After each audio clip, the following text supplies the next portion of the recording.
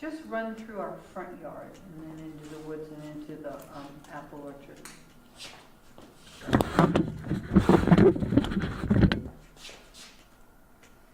We've had a moose, and we certainly have had wolves, and we've had coyotes, and I don't know if we've ever had a cat or not.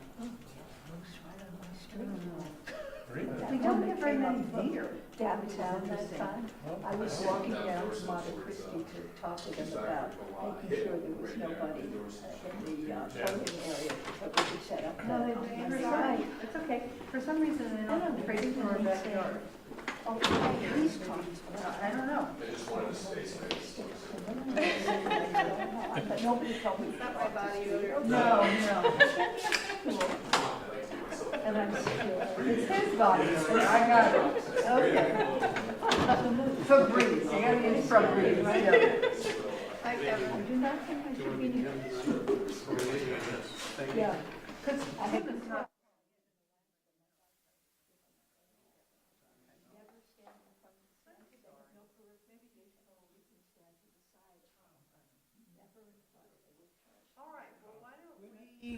Check your microphone. Okay. Yes, the next I think one. mine's ready. Yeah? Yeah. Okay. But So I would like to call to order the South Burlington City Council meeting of Monday, April 15th, 2019. Well, so the first order of business is the Pledge of Allegiance. I pledge allegiance to the flag of the United States of America and to the republic for which it stands, one nation, under God, indivisible, with liberty and justice for all. Instructions on exiting the building in case of emergency. Would you like to waive those tonight Yes. for the crowd? Yeah. We go out that door, you and Tom are gonna check, we meet out around back, and, You've been listening. yeah, okay. Item 3 is the agenda review. Are there any additions, deletions, or corrections, or changes in the order of business?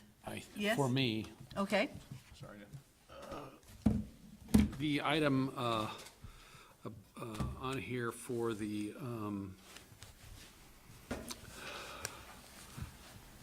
paving bid, item 14, we're not ready for that yet. okay, so we So should, Tonight, that off? we can defer that until the next meeting. okay, It is not ready yet, okay. so that can be deleted from this agenda. Defer to May 1st, right? Not the right. 22nd. Not the 26th. Yeah, okay. All right. May 6th, actually. Is it May 6th? Oh, Is okay. that the next one? Thank you, sorry. All righty. Item 4 is a possible executive sessions to discuss pending litigation to which the city is a party and the negotiation and securing of real estate regarding the South Burlington Community Center. I move that the council make a specific finding that premature general public knowledge of confidential attorney-client communications made for the purpose of providing professional legal services regarding pending litigation to which the city is a party would clearly place the council and the city at a substantial disadvantage. I second. All in favor? Aye. Having so found, the city council, I now move that the council enter into executive session for the purpose of considering confidential attorney-client communications made for the purpose of providing professional legal services pending litigation to which the city is a party and the negotiation or securing of real estate options in connection with the South Burlington Community Center. Inviting to attend Tom Hubbard and Amanda Lafferty. And Kevin? And Kevin Dorn. Second? All in favor? Aye. Okay. So we will be back. Get the agenda in your packet. Yeah. Yes.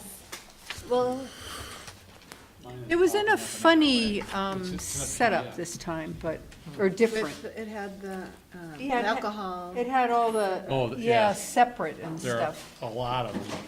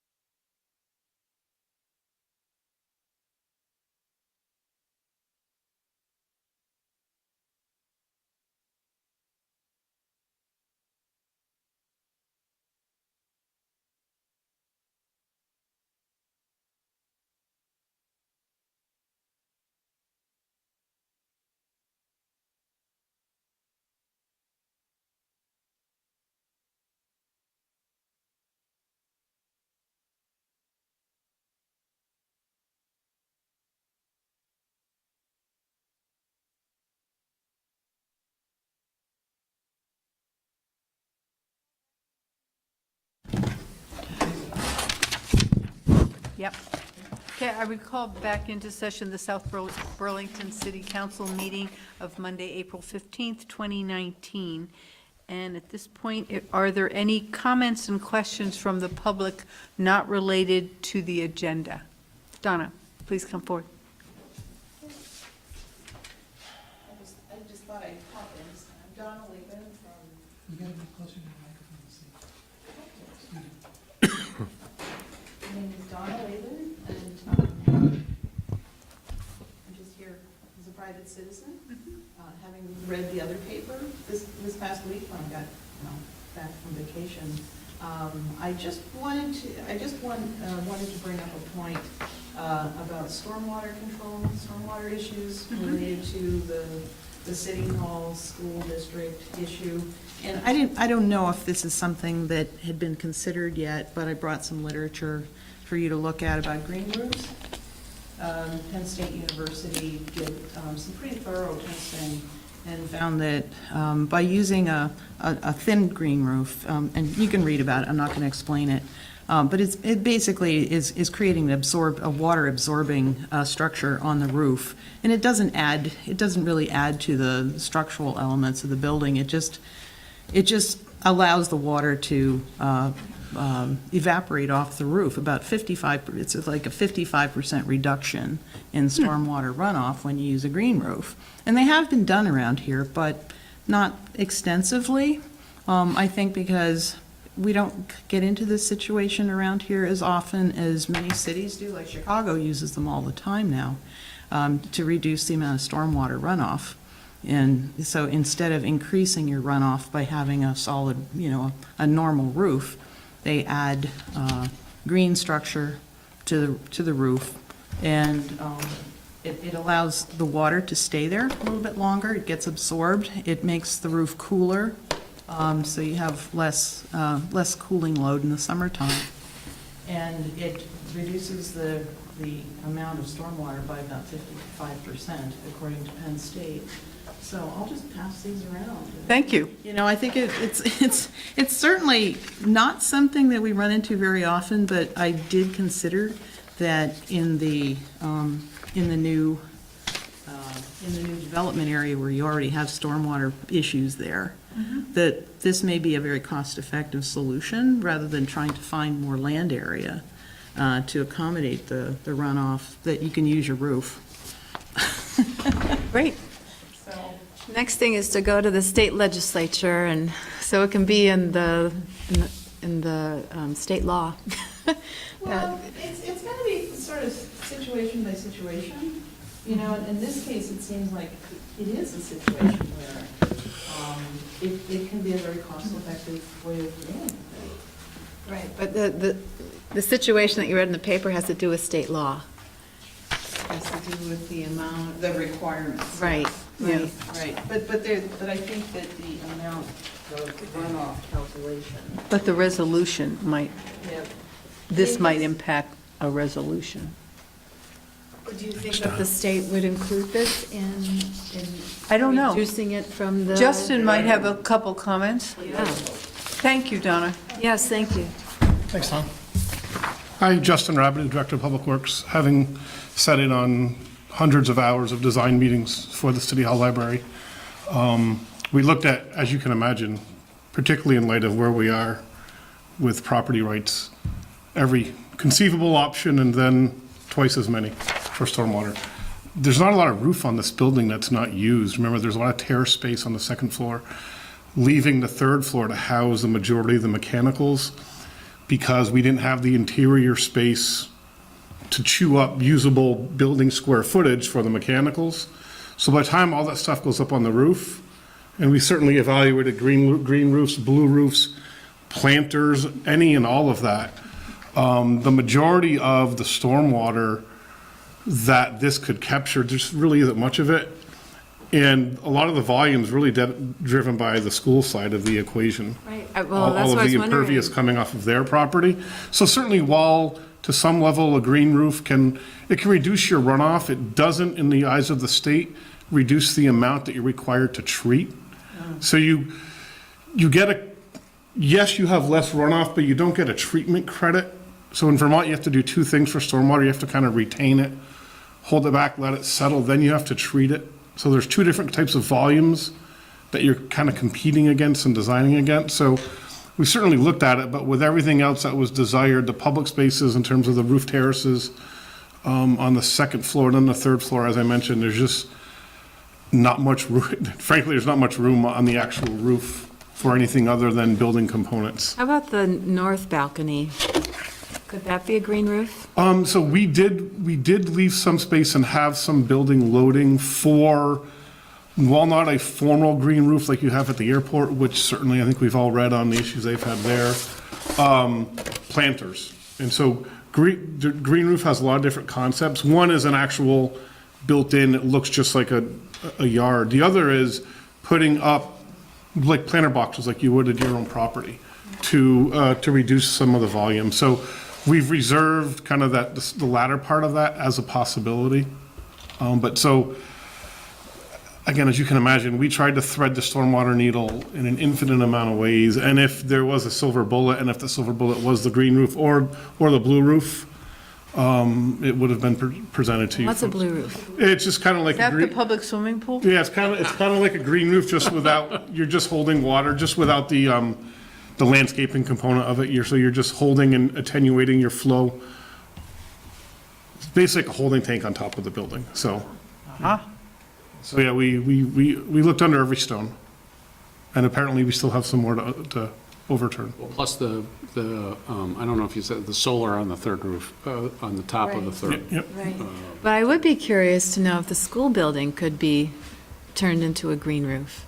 So, not to get too ahead of the manager, but there is a movement afoot at the state DEC to how to, and if I get too far off topic, just cut me off, as to how to deal with stormwater issues on school properties statewide. Because again, they tend to be large property owners, they tend to have a lot of impervious surface. And the age of a lot of Vermont school systems are coming to the point where they're considering rebuilding, renovating. So a lot of those discussions, and the state's actually trying to target certain school districts and facilities in impaired watersheds where these improvements might be made. And they're in the process of making some grants available. And I believe South Burlington is a community that is frankly on their list through the school district. And if we get to that point, there'll be a great discussion to have.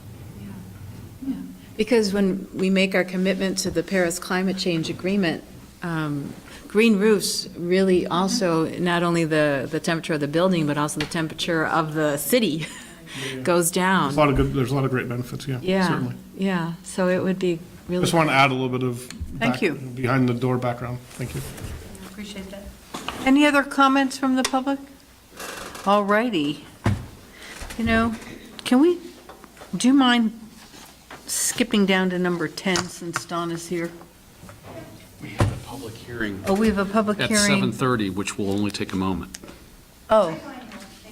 Okay. Oh, so we should skip down to number 9 anyway, because we need to continue the public hearing on the Donald and Lois Kerwin subdivision. So you need to come into the public hearing on this matter by motion. I move to open the public hearing on the matter of item number 9. And I'll second. All in favor? Aye. Now you can go to, So a continue the motion to hearing until continue May the 6th. hearing till May 6th at 7:30 PM. So moved. Second. All in favor? Aye. Aye. Okay, great. And now come out of I the move to come out of the public hearing. Second.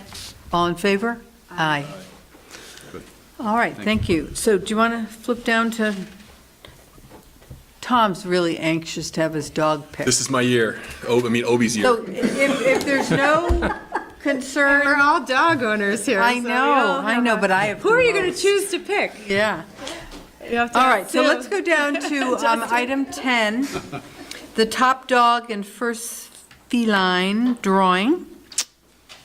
When people ask me what I like about being on city council, I always say pulling the top dog and first feline every year. The best parts of being on council.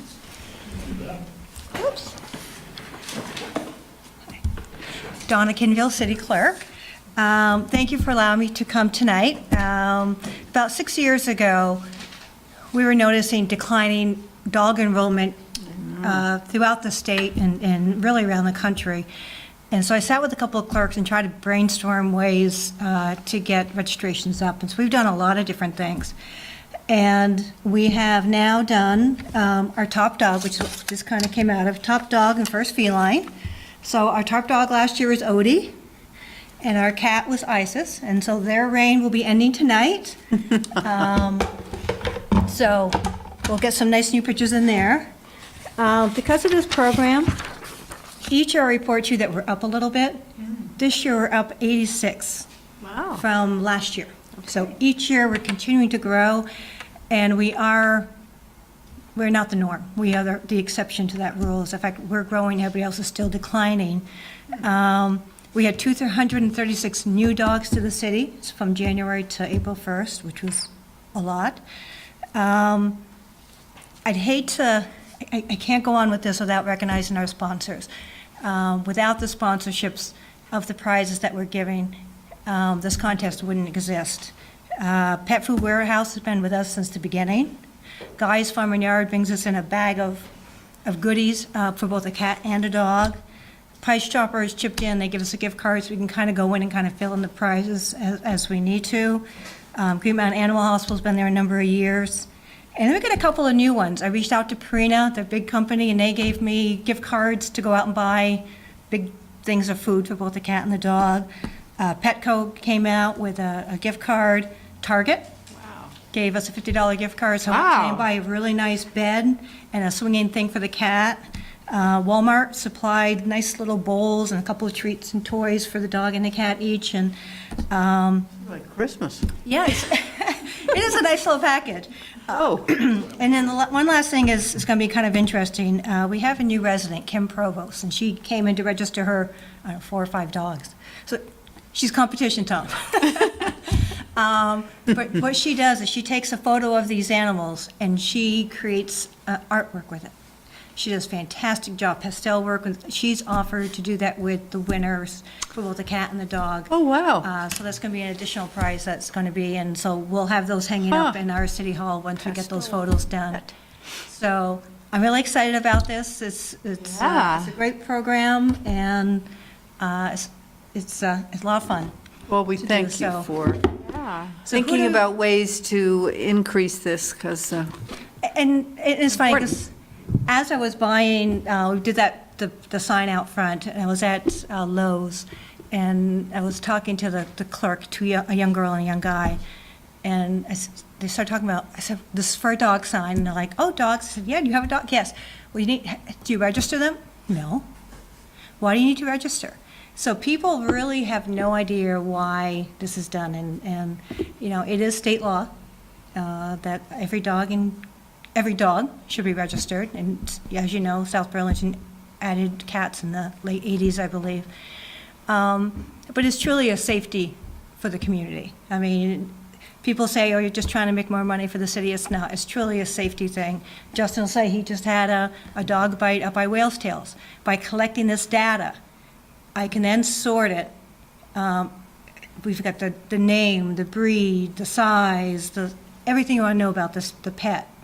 So I don't know if that helped, but I was able to download that database, send it to Justin. He can go digging through, trying to find I'll pick on a black lab that lives around that area, and try and find out if they can locate that dog to find out, so that person doesn't have to go through the rabies shots. Yeah. So there is a reason why we do this, and I don't want to lose that in all the fun of what we do with this. And if anybody is watching out there and you have a dog, your cat, and you haven't registered it yet, please come in and do so. Yeah, I'll get my soapbox now. great. So this is the cats. So I don't know. You want to draw? It's a lot of pressure, I tell you. And word on the street is that these are the most beautiful dog and cat of all of South Burlington. Gifts aside. And I brought my glasses and the ruler so I can make sure I get the right. So what's your name? Oh, I'm Madeline Clark. And the winning one is 59. Ooh, an early one. So this is the cats. Ooh, I was early this year. So 59. Oh, Pam Morward on boots. So black and white domestic short hair cat. Oh, these are cats. I was early Yeah. with the dogs. We don't have a cat. Thank you. Okay, well, we got one. Oh, we got one more. Okay. Congratulations to Boots. Yes. Must have white And I have been paws, right? shaking these things for 3 days, so they are so mixed up, it's not even funny.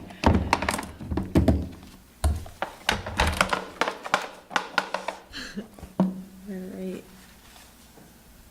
Let's see, it's 42. Wow, early numbers this time. And in the dogs, 42 belongs to Carol Henry on Four Sisters Road, Teddy, a Boston Terrier. Nice. So, Boots and Terry. Boots No, and Teddy. Terry, yes. Terry or Teddy? Thank you very much. So we will contact them and Great. let them know of their prizes, and well, thank you very much for your time tonight. Thank you. Little ray of sunshine. Yeah. Okay. Thanks, Tom. Thank you. So let's move on to announcements and the city manager's report. Any announcements, Megan? Yeah, like the two of you, I went to the visioning meeting for the schools, middle school and high school renovation and new building projects. And I have to say, the third time you start to really, it starts to really sink in, yeah. And I don't know that I have anything more to report, other than I did, take a little trip with my family by bike to City Center Park this weekend on Saturday morning, which was beautiful, and it's gorgeous. It's absolutely gorgeous. My daughter, who hadn't been there for opening day and I hadn't taken her, her eyes lit up, and this is an 8-year-old girl, so she was going through those tunnels, and and she imagined, we're reading Laura Ingalls Wilder's series of Little House on the Prairie, and she imagined that she was out there on the prairie, and she just, Oh, cool. it was very cool. It's a magical place, and I really want to put it out there.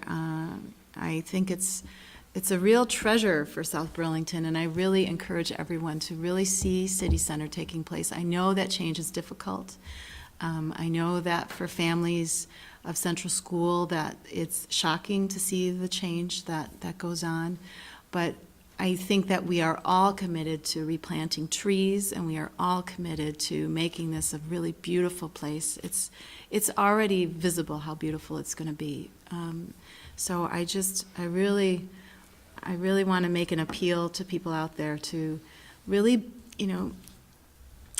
make it yours, but also have the patience to see it through. And I think that's really what we need, is the patience and the commitment to see this through, because it was really breathtaking for me. I really got a sense of what City Center was going to be when I went to that park this weekend. So I just hope everyone can get out there and get that sense. Great. Tom? 3 things. I went to the Park and Rec's bingo night in this room a week and a half ago. I've never seen so many people having fun in this room. It was really a great event. It was like 150 We people. have fun every night. Oh, it I was mean, the every Monday senior night. luncheon. This was really fun. I mean, Oh. there were prizes, there was bingos being screamed. I didn't win anything, but that's okay. So that was great, and it really tells me more bingo. So a lot of community members want more bingo. We had our second Sextons meeting. Donna's here, and one thing that came up is we're not sure if we're the Cemetery Commission or the Sextons, if we're one and the same, and we're also, right now, we're violating open meeting law, because I'm talking about Cemetery Commission meetings, and there's a quorum of us. So I won't say anything about what we discussed. So one concern we have is with only 3 members, it's hard for us to feel good about talking about things. So we sent an email to Kevin, and we're going to look into it and see if the council wants to reconsider the Cemetery Commission of yesteryear that functioned until 1997. But you'll hear more about that in the... Find some deadbeats. Yeah. Deadbeats. The last thing I want to say is tomorrow is the GMT public hearing down in Berlin, and we'll be considering changes to NextGen. I had a great meeting. You were also at, Megan, Councilor Emery, and I'm really glad you were there. Really voiced a lot of important perspective on Route 12 and interlining with the College Street Shuttle. So I don't think we're going to be making any decisions on the fair tomorrow, but tomorrow at GMT, we will be voting to move forward or not, or considering some of these very large-scale changes to bus service in the region. Okay, I too went to the school visioning meeting. I found it was my first time, because I only heard it when I joined at the last steering committee, and I just by phone, so I didn't see the pictures and stuff. And it's pretty complicated with 8 different choices and a challenge to follow. So I probably should need to go to a few more to get a better sense. But I certainly was impressed with how the school board and whomever else is helping them with the vision, I guess the architects and so forth, are really trying to take into account education in the 21st century and what that needs to look like, or what they're already doing and the limitations of the current space. So that was comforting to see that it was more than just we have too many kids or stuff is crumbling. So we'll see what happens with that. But it's important for the public to know that our high school is too small for Yes. the current population. I think that's The high school is too small, the middle school has some room, but it's the wrong shape, so. And then another thing I went to, as serving on the Channel 17 board, we had I think I've mentioned this in the past, there's some real challenges with the FCC and funding changes that have been made in terms of, well, the reality of more people, or excuse me, less people using Comcast or that kind of television programming and doing live streaming. So the revenue, the way the federal government set this up through the FCC, is that all the public or the private television stations, or not stations, but what do you call it? The ones who transmit it, like Comcast and stuff. cable providers. The cable providers, yeah, were obligated to support public access television. In return, the municipalities allow them to use the poles, the telephone poles, or if they're underground, the underground corridors, for free. And that's a municipal, we own that, and we give them permission. So it was kind of this quid pro quo. And the FCC is changing that rule, or potentially changing that rule. So we had a wonderful roundtable with Congressman Peter Welch. And so it was a wonderful opportunity for him to hear from all the channels around, the public access channels, and sort of share their stories and what they actually do for the public.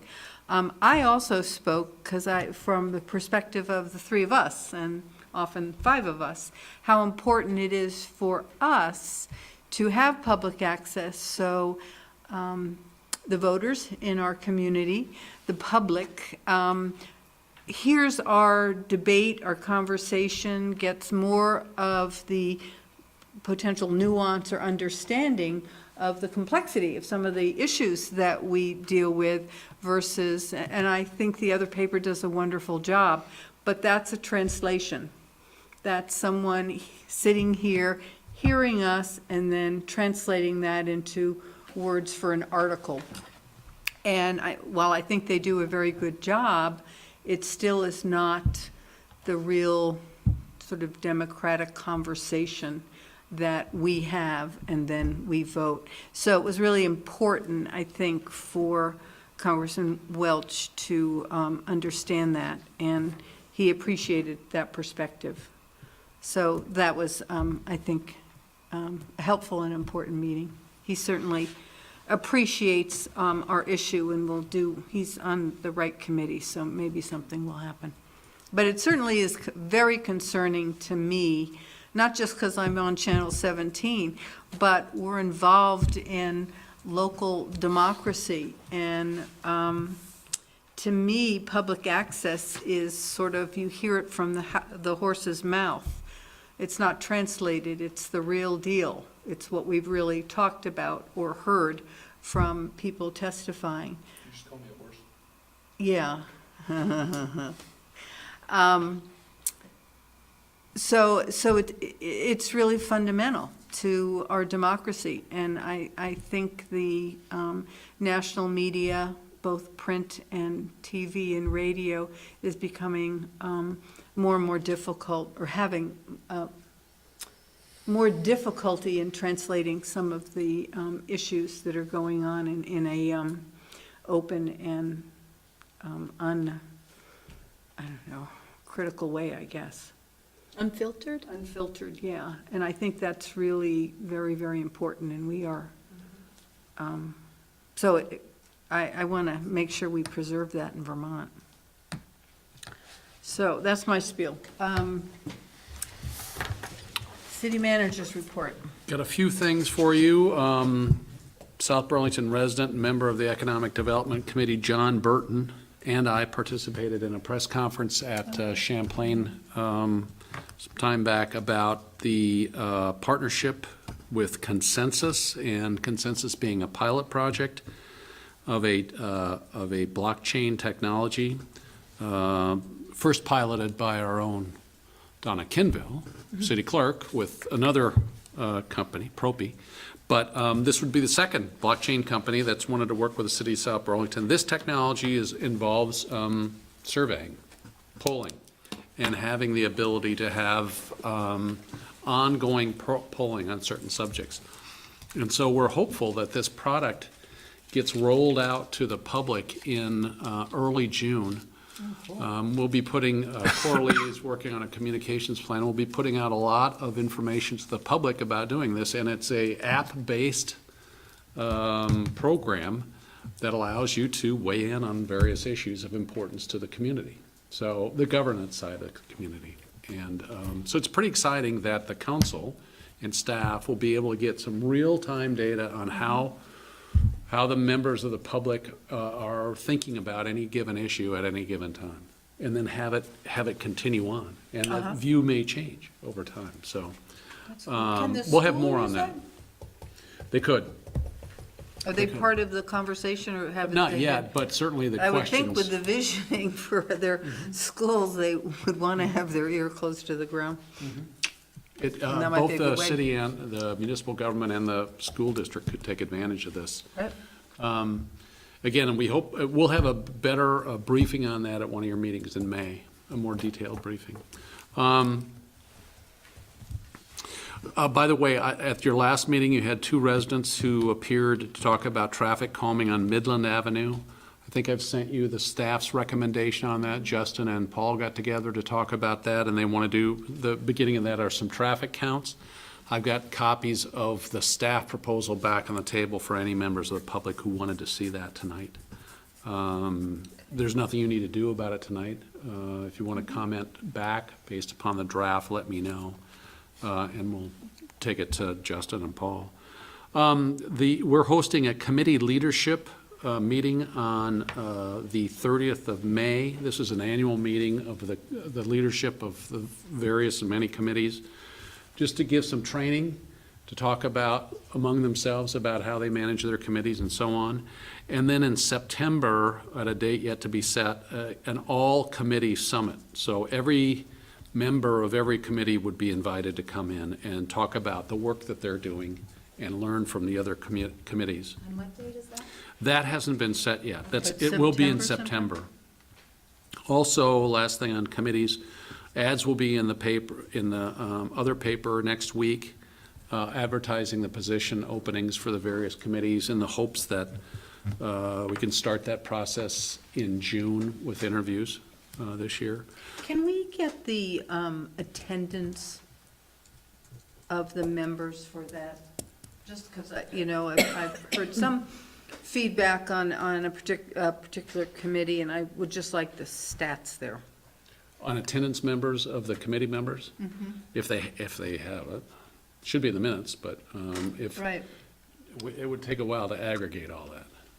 Well, maybe in the future, we should have some process where that gets aggregated as it goes along. Okay. Just because I think in our, If people apply to be reappointed, should we have that be part of it? We'd like to know what their I would attendance- think so, if they aren't attending or have a less than stellar attendance. I can talk to Celine about, because the committees, a lot of them meet I mean, we monthly, used to but- get those stats on the applications, and then I don't know what happened, and, Oh, it was filled out by the applicant themselves as to how many? I think Celine had Did she? access to the yeah, I think she did, yeah. Yeah, we do. Okay, I'm let me just look wondering, into that. we should probably collate them as the meetings occur versus having to go back through through, the minutes. through the minutes. I'll look into that with Celine, see what we can do. Another scheduling matter, Common Roots would like to host a dinner for the council on May 20th, hoping that's beyond UVM stuff. Yes, at- it is. At 5 PM. 19th. At the Wheeler House. Now, that's for you, but it has to be an open warned meeting, so I hope Carol, has got a few more plates.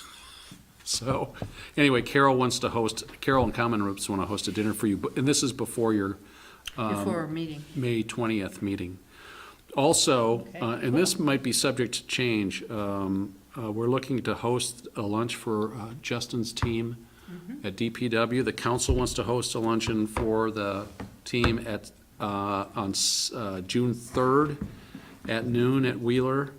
But we've now found out that the week of May 20th, May 20th is 20 to 24, Public Works. National Appreciation Day. So maybe if all the stars come into alignment, we can do it during that week, and the council can participate in that, and we have that to write about. This is sort of the thank you for the horrendously challenging winter. It was. Seems to be ongoing. Tomorrow, Helen and I are going down to the Ways and Means Committee to testify. This will be the second or third session where South Burlington has been represented on the H545, which is the charter amendment. And it will be before the Ways and Means Committee. And they'll probably be at a point where they're going to probably try to make a decision on this. Reminder about the steering committee on 5/22 next, or on 4/22, April 22 at 6:30 in this room. And then a shout out, I guess is the term, to Justin and Jake. I'm going to have to say it probably. Is it Jake who's changing out the lights? Scott Jacobs, changing out the lights on Dorset Street, putting the LEDs in place. It's going to not only save a lot of money, great initiative, save a lot of money, and thank to Lou Brazee, our energy manager, for pushing this along, but also much needed improvement in the lighting on Dorset Street as well, as those old Cobra heads have gotten, and we have a lighting expert in our midst here, but as those old Cobra heads and the bulbs have worn out, the illumination has really suffered, so all good stuff. That's what I Great. got. Thanks. Thank you. And are they up, the lights, already? They're not all, they're in progress, right? Yeah. They're not all up yet. Okay, any council committee reports Gosh, maybe. for open space? Did you Yes. have one last, yeah, you had a. Yes, I did, yes. We have been testing our kind of scoring sheet, and we just started doing that at the last meeting, which was 2 weeks ago, Tuesday, looking at various, parcels over 4 acres and seeing how they score. And we're going to continue doing that at Wednesday's meeting this week. We're just kind of testing it and then seeing if any tweaks need to be made, and then we would make it public and hope to have lots of comment, Great. lots of feedback. Well, maybe we can use this survey tool. Yeah, Tool should be available in June. in June, okay. Okay. Moving on to the consent agenda. So do I have a motion to approve A, B, C, D, and E as presented? So moved. Second with the question, 1 has been waiting for 2 years. Is there a reason for that? Or 2 have been waiting, actually, for, a couple For of the years. existing stormwater permits? Yeah. Are you talking about E&E? Can Justin weigh in on that? He certainly may. These are the private ones that we're taking over. Right. Right. Couple of reasons. It took the state a long time to realize that they weren't going to develop a process for this. So if you remember back in last October, we updated a couple parts of our stormwater ordinance, including the SUFA, S-U-F-A, that you approved. That basically created the legislative means for these takeovers to happen.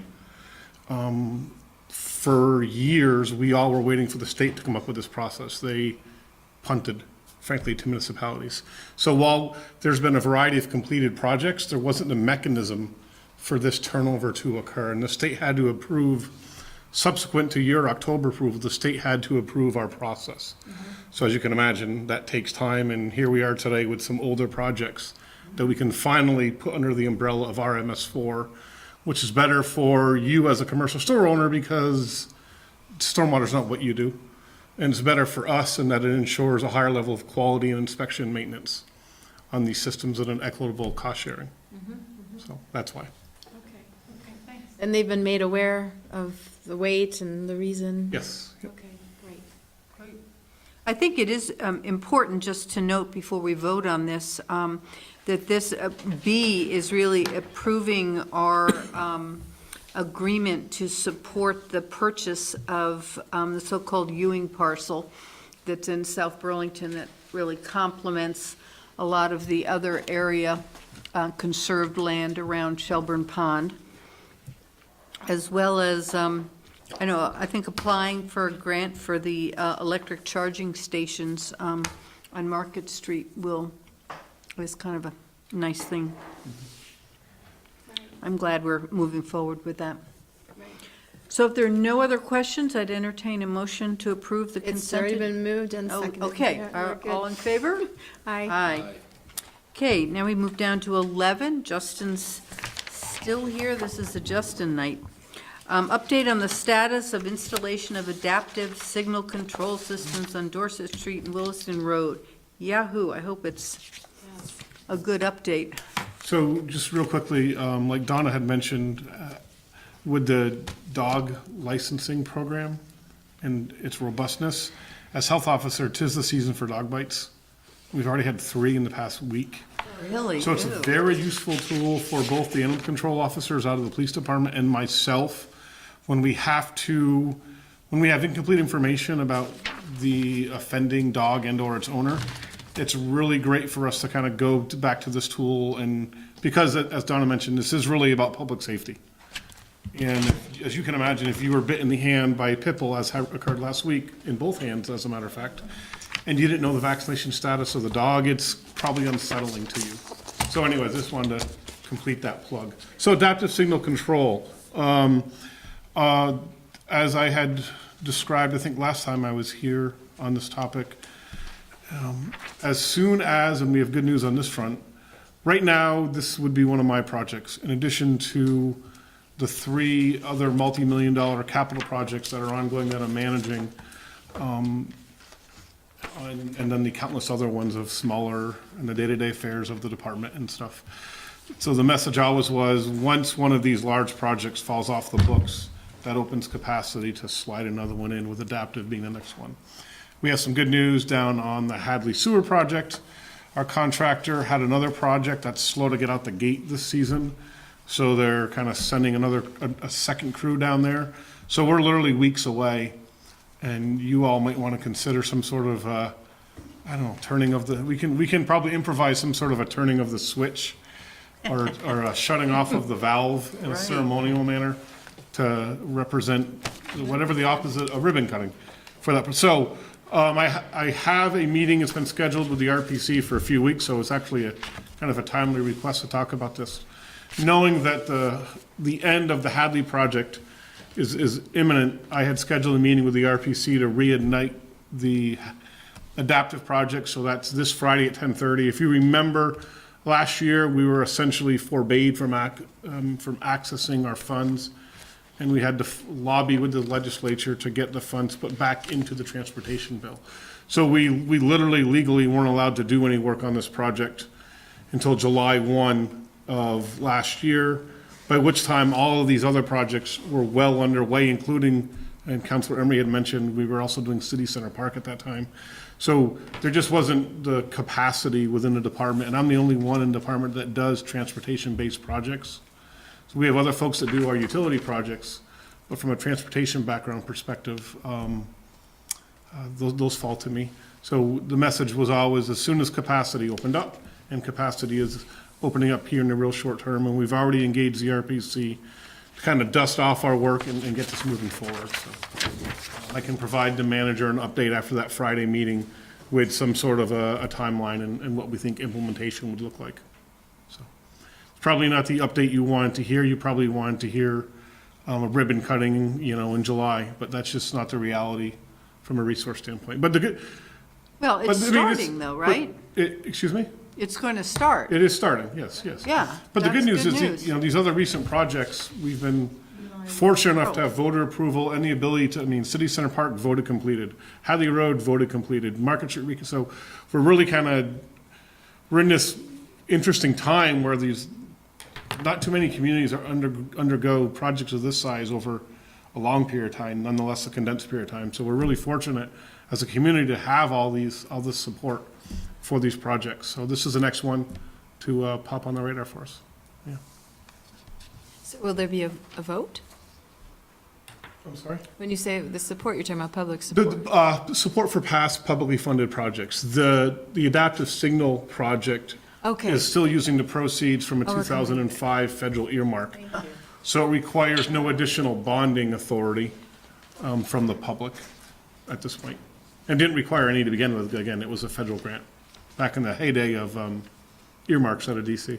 Are we lucky they let us keep it that long? That's Well, 14 years. they've done the whole clawback threat a few times. Yeah. But the interim steps we've taken and the pause the state put on us last year, it's frankly worked in our favor. So did you get the note regarding the crosswalk across from San Remo Drive on Dorset Street? How will that process go, determining how long the crosswalks will be? I don't know, I guess I don't know what you're referring to, but Okay. if the question is, how long do we give pedestrians to cross the street?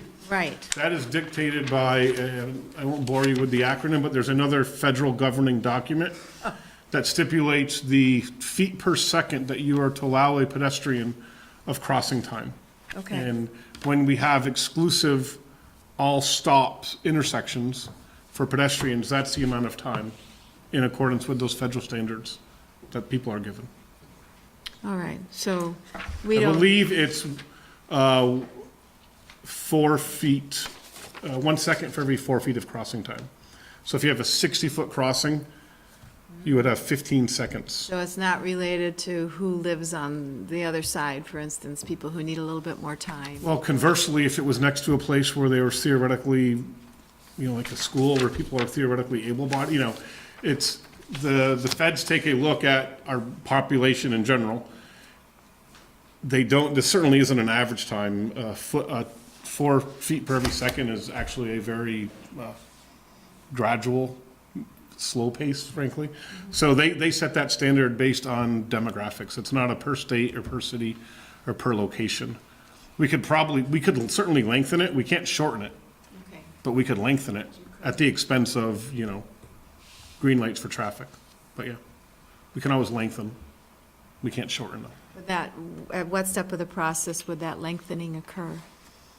It really isn't related to adaptive signal control. It's, any of those requests can be standalones. If we have a demonstrated need where we have pedestrians that just can't, whatever the impediment is, whether it's the amount of crossing time, the absence of a crossing, whatever it is, we can deal with those on a case-by-case basis. And then sometimes we don't have the right little placards in place to let folks actually know. Some people get halfway across the street and then the blinking hand starts. Well, some people are incorrectly interpreting that as a stop, or that, what that actually means is that at this point you are not to enter the intersection as a pedestrian. But through a variety of circumstances, whether it's age or accidents, our signs might not be as complete as maybe they need, or they're not up to date as a standard, so. There's probably some clarity we can lend to some of these locations as well, to give PEDs a little bit more of an advantage. Yeah. Well, I have to say, I love the new one on Heinsberg Road and Hayes Avenue and whatever that other road is that goes up. Eldridge. I use it often, because that's where I walk with my friend. Works great, although people go through it, I mean, you have to, Go through the light? the blinking lights, yeah. Oh, just for the They're just the crosswalks. crossing, yeah, but it works really well. But here we're talking about traffic signals, right? Yes and yes. Okay, Yeah, I know all what right. you're both referring to. There's Yeah. a lot that you're talking about, so I'm just trying to keep track. Okay. Okay, so that's that. The winter season recap and schedule / priority for paving. So I'll not Justin, recap winter, having lived it. It's a little bit traumatic. It's not quite over yet either, I Yeah, don't we think, but salted last anyway. week. But I believe in the 3/4 year budget narrative, we included some statistics about the amount of snowfall, the number of days we responded, as well as, going back as far as 2013, I believe, our salt use per ton by year. And this year stands out as the leader in the clubhouse in terms of the amount of salt used. But I think oftentimes you can have a really snowy winter or a winter that's kind of wet and pothole rough. We had both, and not just we. This is certainly a South Burlington issue. If you drive anywhere in the area, you'll know it's not a South Burlington only issue. Because we had to apply so much salt, salt keeps the snow in a liquid state at a lower temperature, 15 to 17 degrees. It can still be liquid with the presence of salt, which is great from a vehicular safety standpoint. But the compounding negative effect is you now have more liquid on the roadway that is seeping into, whether they're the existing voids that on a decent, because a pavement is just rock and a liquid aggregate. So by definition, there's going to be some voids between the rock and the liquid. Or on an older section roadway where you have cracks, that water's seeping into the pavement, and then as it freezes, it's expanding and popping. Then a car drives over it, and the force of that car breaks it up. And wash, rinse, repeat. So when we're applying salt at the level we are, when we have the amount of freeze-thaw cycles that we did, there was a decent stretch of time where we would, it would freeze overnight, warm up during the day, freeze overnight. So we were, Sisyphusian pushing the rock up the hill, running out every morning from 7 to 9, salting the same roads every day, only to have the sun come out, do the job for us, and then they would freeze overnight again. And so that does two things. One, we're using a lot of salt for public safety. But two, we're never escaping that repetitive freeze-thaw cycle. And the presence of our salt is frankly contributing to the continued deterioration of the roadway. And certainly the interstate over by St. Michael's Call, exit 15, the state was always on that bridge after 9 a.m., closing down lanes, fixing potholes, other communities, and, I think we saw, and we had our own problems. I think I alluded to in the budget narrative or it was what I sent to Corley. I've written a lot of things lately. Certainly sections of Dorset, sections of Spear, Airport Parkway, and by no means am I trying to exclude the dozens of other locations that were kind of repetitive. But in the winter, there are only certain materials available to us. The hot mix asphalt plants shut down. So we use a cold material. That's really good because it's pliable and it can kind of be installed really easily off the back of a truck. And because it's pliable, it doesn't need a roller or standard compaction because frankly, it's not going to take to it. But the next time that hole gets wet and cars drive over it, it's going to, we're doing the same thing at the same hole half a dozen times in a month. What I think I'm hearing you say, which I really hope the other paper reports on, is it was a really rough winter and that's why there's so many potholes. It was a really rough winter. It was a unique winter in terms of, as I've described. And I believe it was self-evident throughout Vermont, frankly, at least Northwest Vermont that I'm aware of, that it was a real epidemic to local and state government, the conditions of the roadways. And it was certainly, if you looked at the budget, it wasn't for a lack of spending money. And I got, not to get into the budget narrative, but any of these winter widgets, the units that we purchase, including the pavement, those things are already well over budget. So. And sand just doesn't work, huh? Sand gives you traction on dirt roads. You really don't want to be throwing, sand can work at lower temperatures than salt. Because salt, at lower temperatures, salt's just going to freeze and not break up as much. Sand, obviously different composition, it can work at lower temperatures. But we also have liquid that we can add to our salt, so it has a really low effective temperature. So we don't really have the need for sand unless outside of these really terrible days. But also, if you're throwing sand all over your roads, you're really turning them into a disaster. Once everything dries out, there's kind of mud everywhere, and from a stormwater standpoint, it's the opposite of the best management practice. Oh, okay.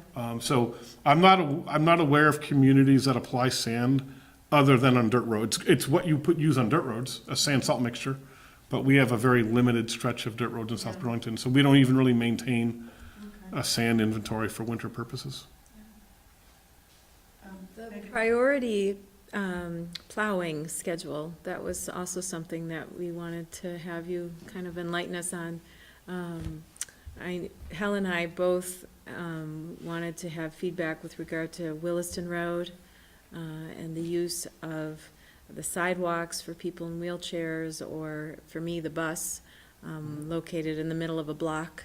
And what I took away from that GMT meeting was that they have kind of these priority stops that they also service, right? Did I understand that correctly? I wasn't. So on that point, two things. One, the standard policy for Green Mountain Transit is when there's snowbanks, they just pull up to the driveway closest to the bus stop. And then the second thing is, I think they've identified a few senior homes where GMT does their best to help clear a path, but it's nothing. They do that have we a can stay on top of. roving staff and pickups and shovels, frankly, that you see throughout the county, shoveling out access to. This is GMT you're referring to. GMT, yeah. But it's been a rough winter. So priority for road plowing, it's obviously the main roads and the school routes. So unless it's a real a big storm in which we would call everybody in, if it's a overnight or a smaller event, we're out focusing on the main roads, which are self-evident, as well as the school bus routes. And a lot of the school bus routes aren't main roads because obviously the people are living in neighborhoods. So our primary street plow routes coincide with school bus routes, which we have, and the main roads. Sidewalks are never going to win on a Williston road from a land use perspective. There's so many commercial properties that align Williston Road that are almost entirely impervious. And so what do we do when we get home from our day at work? We shovel our driveways. Well, our driveways are 15 feet wide and 30 feet deep. And sometimes we don't have a sidewalk on our side of the road. On Wilson Road, you have sidewalks on both sides of the street. You have impervious everywhere. So we have to deal with private property shoving snow everywhere, and frankly, back in our way. But also you have the road plow. You now are plowing Wilson Road, these 4-lane roads. You're taking 2 lanes of snow and you're trying to store it in a very narrow green belt. And just think about the physics of at what point does that mound of snow in the green belt, at what point can it not sustain itself before it just does this? Well, in winters like this, that happens quite frequently. So you have 2 lanes of road snow, 20 feet of road snow, 24 feet in some areas, that you're trying to store in 2, 3, 4 feet of green belt. You have the sidewalk snow, which is 5 feet wide. You're trying to just store, frankly, wherever you can put it. And then you have private properties pushing their snow every which way. It takes us days after it stops snowing. Once the road plows have stopped coming by and keep continuously re-encumbering the sidewalks with the road snow. Once that has finally stopped, that's when sidewalks can be made clear. We have 3 sidewalk plows. It takes almost 8 hours to turn a route once. So it's a math problem. Per route, you're saying, Yeah. for each route, how many routes? So we have 3 sidewalk routes in the city. And that's a function of material or equipment and people. So if it takes, on some of these, we had some events where it was snowing 1-2 inches an hour. So if I go by your house at 9 in the morning, and then I'm not coming back until 6 at night, there could be 9 new inches of snow just waiting for me. So our road routes were able to turn anywhere from 3 to 5 hours, depending upon what the route is and what's the severity of the snowfall. But with sidewalks, from a resource standpoint, it's one of these things where everything's a priority to a lot of folks. You have schools, all the crosswalks on Dorset Street, all the schools everywhere. The folks down off Farrell Street that rely frankly on pedestrian transportation to get to Shaw's and to get to the bus. So there's. And I had then as follow-up is, how is that gonna work with city center? When we get these big snowfalls? We've long said that when it comes to maintenance in the city center, there needs to be a separate discussion. Other areas, other communities I've worked in have dedicated personnel to their village or downtown districts. So it's simply going to work. In their Department of Public Works? Yeah, it's simply going to work in whichever way you folks choose to fund it to make it work. If it's just going to be another road, another area that we're going to maintain, no different than the next phase of Cider Mill or South Village or Spear Meadows or Dorset Meadows or fill in the blank that comes online. If we're left with the same numerator and denominators growing, as is the case, then those 8 hours are going to become 9-10 hours easily. I mean, we've had this discussion numerous times. Okay, so city center, whether it's through an assessment, like other communities do. Church Street Yeah, Marketplace. or just the dedication of X number of, 2 or 3 employees, who that's all they do. Because city center isn't just 5 feet sidewalks, if you remember the design. We have, in some areas, there's 14 feet, in addition to, there's various street furniture and other things to kind of, it's not set up, nor should it be. It's not set up for ease of maintenance. And again, it would kind of be a disaster if it was just set up to be plowed easy. It wouldn't be an inviting location.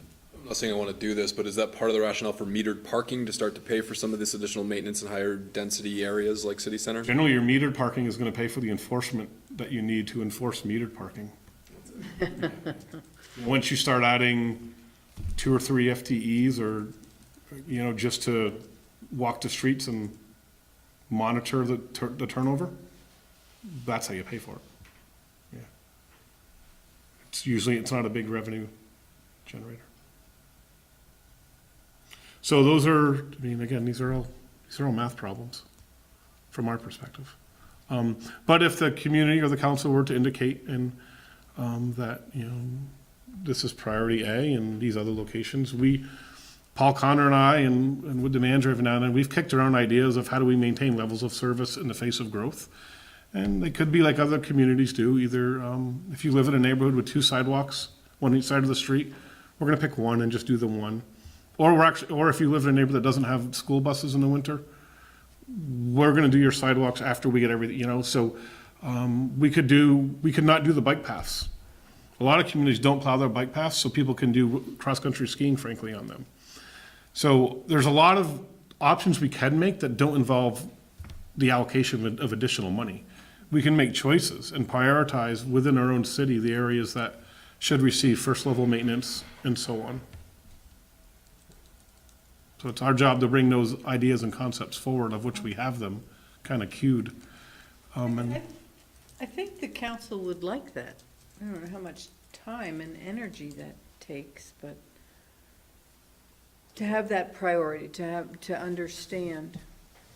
Yeah, we have about 10 different ideas along the lines of the couple I was just spitballing that are ways to focus service in some areas or maintain levels or improve levels of service without additional expenditures. Of course, there's corresponding trade-offs, but. Is that something that, especially for city center, Williston Road, Dorset Street, Route 7, could that be something that the Economic Development Committee could also take a look at? Well, yeah, there might be a way to get the businesses to assist, or at least not make it worse. I mean, I mentioned Church Street Marketplace, that's membership, I think it's membership or assessment driven, and, they keep that pretty cleared in the winter, Yeah. and that's Yeah, the probably question, 50 feet. right, the question I had too is, and I don't know what they do in Burlington, but in Montreal, they have the pickup trucks. So they have a snow blower blowing into pickup trucks that just drive out of the city. So you don't have those piles, those mounds. We do snow removal when we get a chance to catch our breath. Right. But this wasn't one of those winters. And when we've done it in the past, we do it at night just because if we do it during the day in Wilson Road, you can imagine. So it's the same way. We have 3 or 4 sidewalk plows with the elongated lengthened blowers, and then we have outfitted pickups with sideboards. Right. And we don't drive it out of town, We don't want to send it to Colchester. But yeah, in the past, we've done it along Williston and Dorset, and then on some, every now and then, street corners just get piled, and so it's tough just to even see around the corner. So yeah, we've done that in the past, but this winter didn't present a lot of opportunities to catch our breath. So that's not a go-to immediately when you plow that you immediately. No, because, so if you do that, That's I the mean, third step. yeah, snow removal is always one of those, we consider it kind of a luxury when we have time to do it. If it becomes something we're doing on the front line, you're now taking that pickup out of service, and that pickup is otherwise plowing a road or a city-owned facility somewhere. So we could do that, but that's a pickup that is doing cul-de-sacs, parking lots, narrow streets, of which now, especially in the SEQ, that's more becoming the norm as opposed to Nolan Farm Road, which is we're not building any more Nolan Farm roads, thankfully, anymore, just given the width of it. So because we now have a more sensitive infrastructure, and that's intentionally, those are harder to maintain. It requires smaller, more nimble vehicles. And those are the same vehicles that would be catching the snow that the sidewalk plows are blowing into it, so. I'm not against a prioritization. I would just be hesitant to commit too much time to that because I have the opinion from my 5 years on this body that we have great plowing services in South Burlington. This was just a really rough winter. So, I mean, in previous years, people would often remark to me about how great South Burlington roads are relative to some of our neighbors that shall not be named. So I just think this year, we partly raised this because the roads were so covered in snow, but I think that was just a factor of the nature of the winter. But I think it's a good thing I think it's connected with the cost analysis study of growth that we're still working on trying to pull it together, because that is an impact of development and growth. More streets, more sidewalks, how many pickup trucks do you really need, how many staff members, and how do you pay for it? So, to me, it's part of that bigger issue of how we grow effectively and thoughtfully with the revenues to support the anticipated level of services that we now experience or potentially want to improve upon. I just didn't want to hire a consultant for prioritizing our plowing. No, but I think maybe that is a conversation for the Economic Development Committee to think about some of those issues. We have the outline of this formed. It's just a matter of giving each option some more substance. Would you like to have a working session with Justin and others, maybe in June or July when we're not dealing with snow, and talk about those issues in greater depth? Yeah. Hopefully with the entire council here. Sure, I mean, I think that would be helpful, so you aren't asked to go off to do something that takes hours, and we come up with, yeah, it'd be great if we had another $200,000 or $500,000 in the budget to pay for it, so. That would be you probably want to schedule an hour. Sure. And one thing, just back to our salt usage. I showed you just the pure salt we use. What I didn't include, and I should have in hindsight, is we have reduced our per ton mile application of salt by almost half. In general, the old thinking was you would load up the truck with salt, you would tip it up as high as it goes, and you would dump it out as fast as it came out. And you were putting down 500-600 pounds a lane mile. Now we know that too much salt is unnecessary. So there are numbers from a best management practice, and so we're in the 225 to 250 per, pounds per lane mile. So we're almost effectively using half the amount of salt. We're introducing a little bit more liquid into the situation, which helps us, and we're pre-salting, which also helps. But to further demonstrate how rough this winter was, we're using about half the amount of salt we were a decade ago on a per mile basis. And we still use the most we have in my tenure here.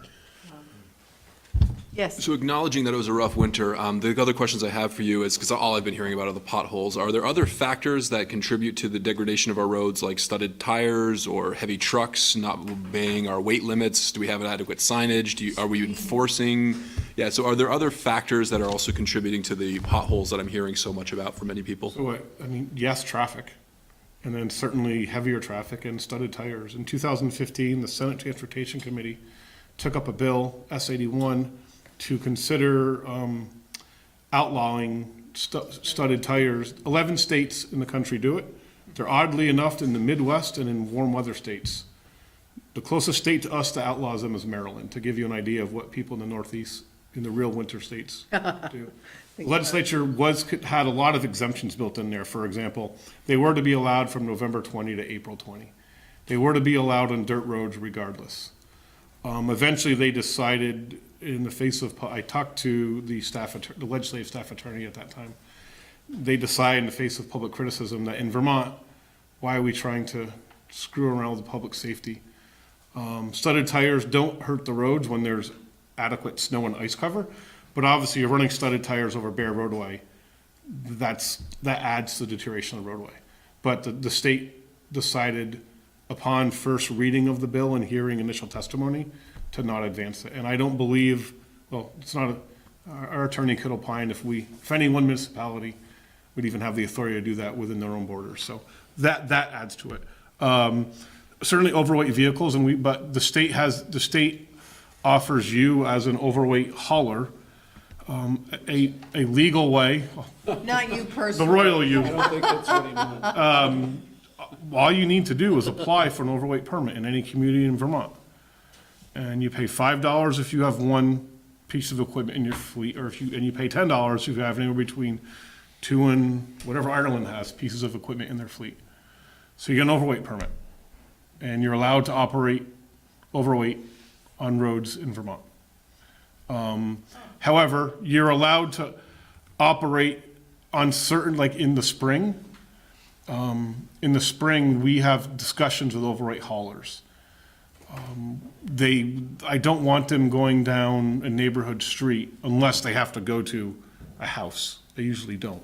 So we work with them to determine day of week, time of day, and direction in which to access. And frankly, they're going to all the construction sites. We know where they're going. They're going to Cider Mill. They're going to South Village.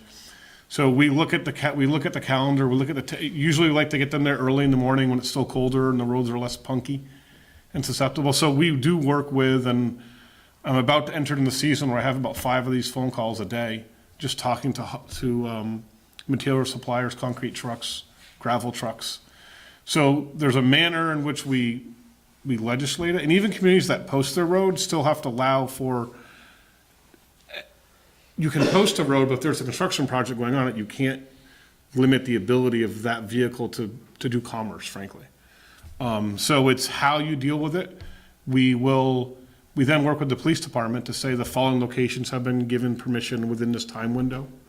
Because the police department is the one that does enforcement of our overweight vehicle, of all of our roadway regulations. It's a pretty hefty fine. And I know they do get people. I don't know what their enforcement schedule is, but if you're anything but a large haul, if you're a small or medium hauler and you get an overweight fine in any Vermont community, It's extremely punitive. So I know by the sheer volume, we issue 400 or 500 overweight permits a year. So we're capturing a lot of kind of like dog and cat licenses. We're capturing a large majority of the vehicles. But we can't restrict them. We can control access, I guess is the best way to answer that question. So who gets the $5 per fleet, or $10 It's, per well, it's fleet? one of my, if you'll notice in the Public Works revenue, Yeah. there's a line item for overweight permits of about $2,000. Should we increase that from Yeah, I was It's just set by thinking. state statute. Oh. I just think that is like, Many have tried. Many have tried. it must cost them more than $5 to issue the permit. Well, they come to our office or they email us a permit and they send a check and we sign it and get their insurance and get the insurance over to City Hall and For $5? $5 or 10 for an infinite amount of vehicles. But also, if you're a hauler, you have to do this in every community you're working in. And if you're, so other states have online databases where you can just kind of click. But no, the Vermont system is as described. Wow. Before we get to paving, but are you wanting to talk more? The last question I had for you tonight, and this affects you where you live, I had residents on Van Sicklen just asking, do we plan to do any traffic studies on either lowering the speed, I know it's a state highway, but Heinsberg Road, Route 15? 116. 116, thank you. Are we looking at possibly lowering the speed limit as NATO Road comes online? And if so, would we also be looking at Van Sicklen Road speed limit? So well, thank you for sending these in advance. I was able to go back and look at, dating back to 2008, the various traffic studies for site ML Phase 1 and 2. There was initial traffic study in 2008. There was a lot of updates and amendments, frankly, in the last 3 or 4 years, as you can imagine. None of them I've identified an existing speeding problem. So certainly they're going to generate and induce traffic, as any development would. But there's nothing to indicate that the existing traffic patterns out there right now are inherently unsafe. None of the immediately adjacent areas are listed on the state's. I'm blanking on the designation, but the state has, thank you, high cross locations and high cross intersections.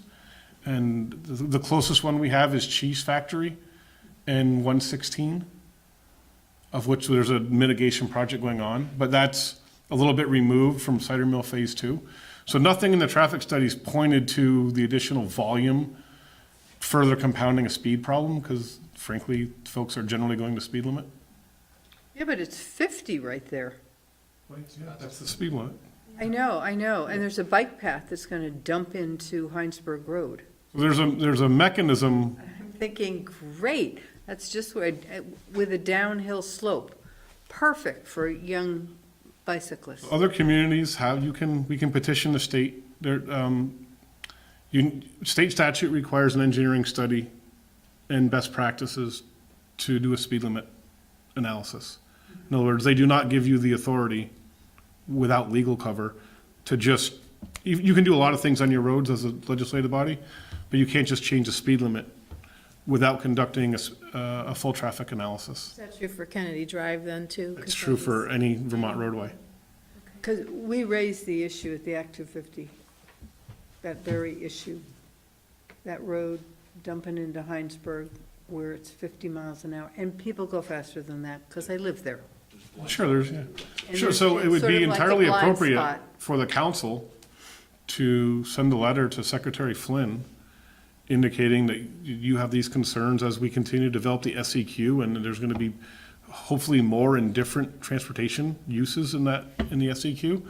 And it's being served by a road that has horizontal and vertical curves in which the speed limit's 50.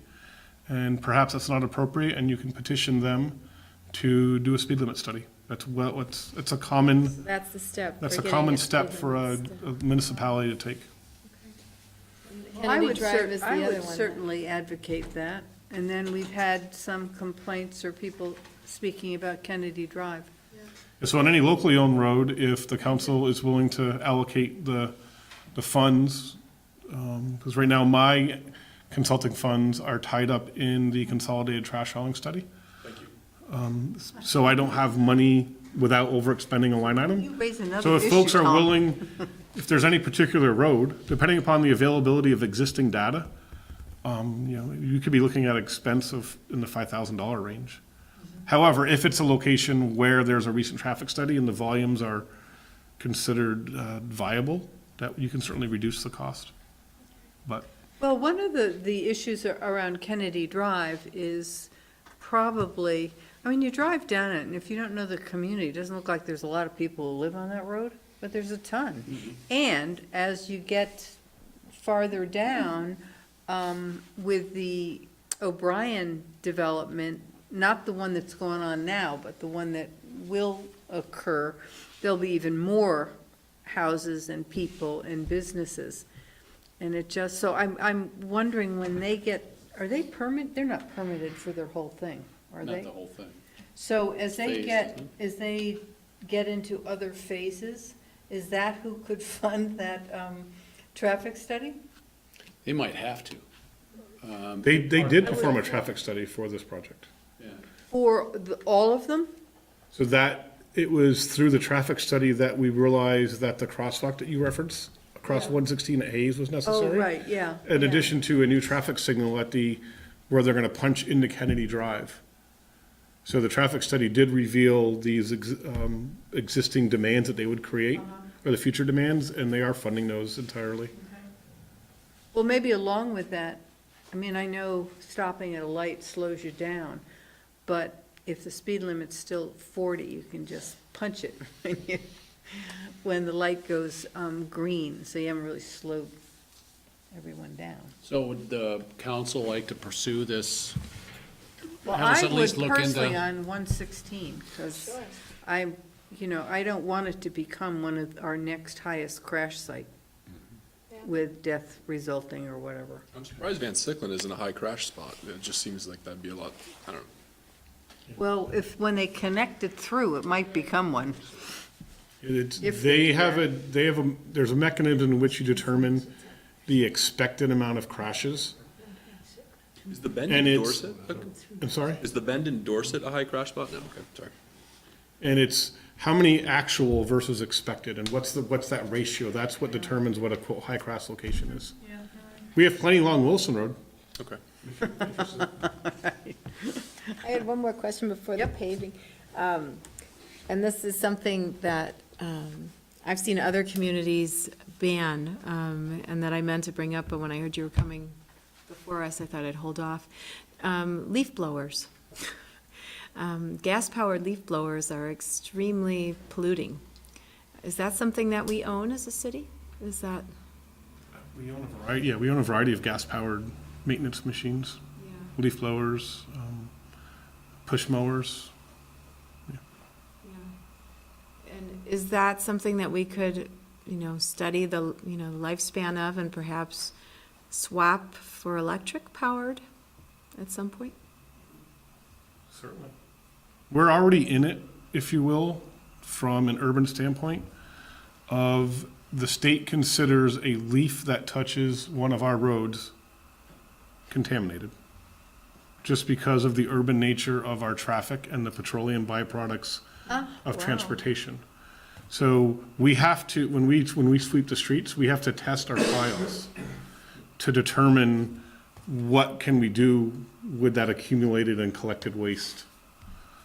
So it's called urban background soils, and you've probably heard about that on some Burlington projects. And it hit us over on the Market Street project. Basically, any part of developed Vermont is considered to have enough background urban contaminants, particularly from transportation, that all of these materials that are in or underneath a roadway are considered hazardous at varying levels. But certainly, if you wanted us to evaluate our contribution to that impact, we could do that as well. Because some cities ban them for private users as well. Just because of the noise and the pollution. Right. I mean, it's noise too. Right, it Although I is don't know if noise, the too. electric ones are quieter. They're pretty darn quiet. I would assume they would be, yeah. So, Well, that might be something, just in terms of environmentally, to move away from having, as we need to replace them with the battery or electric ones.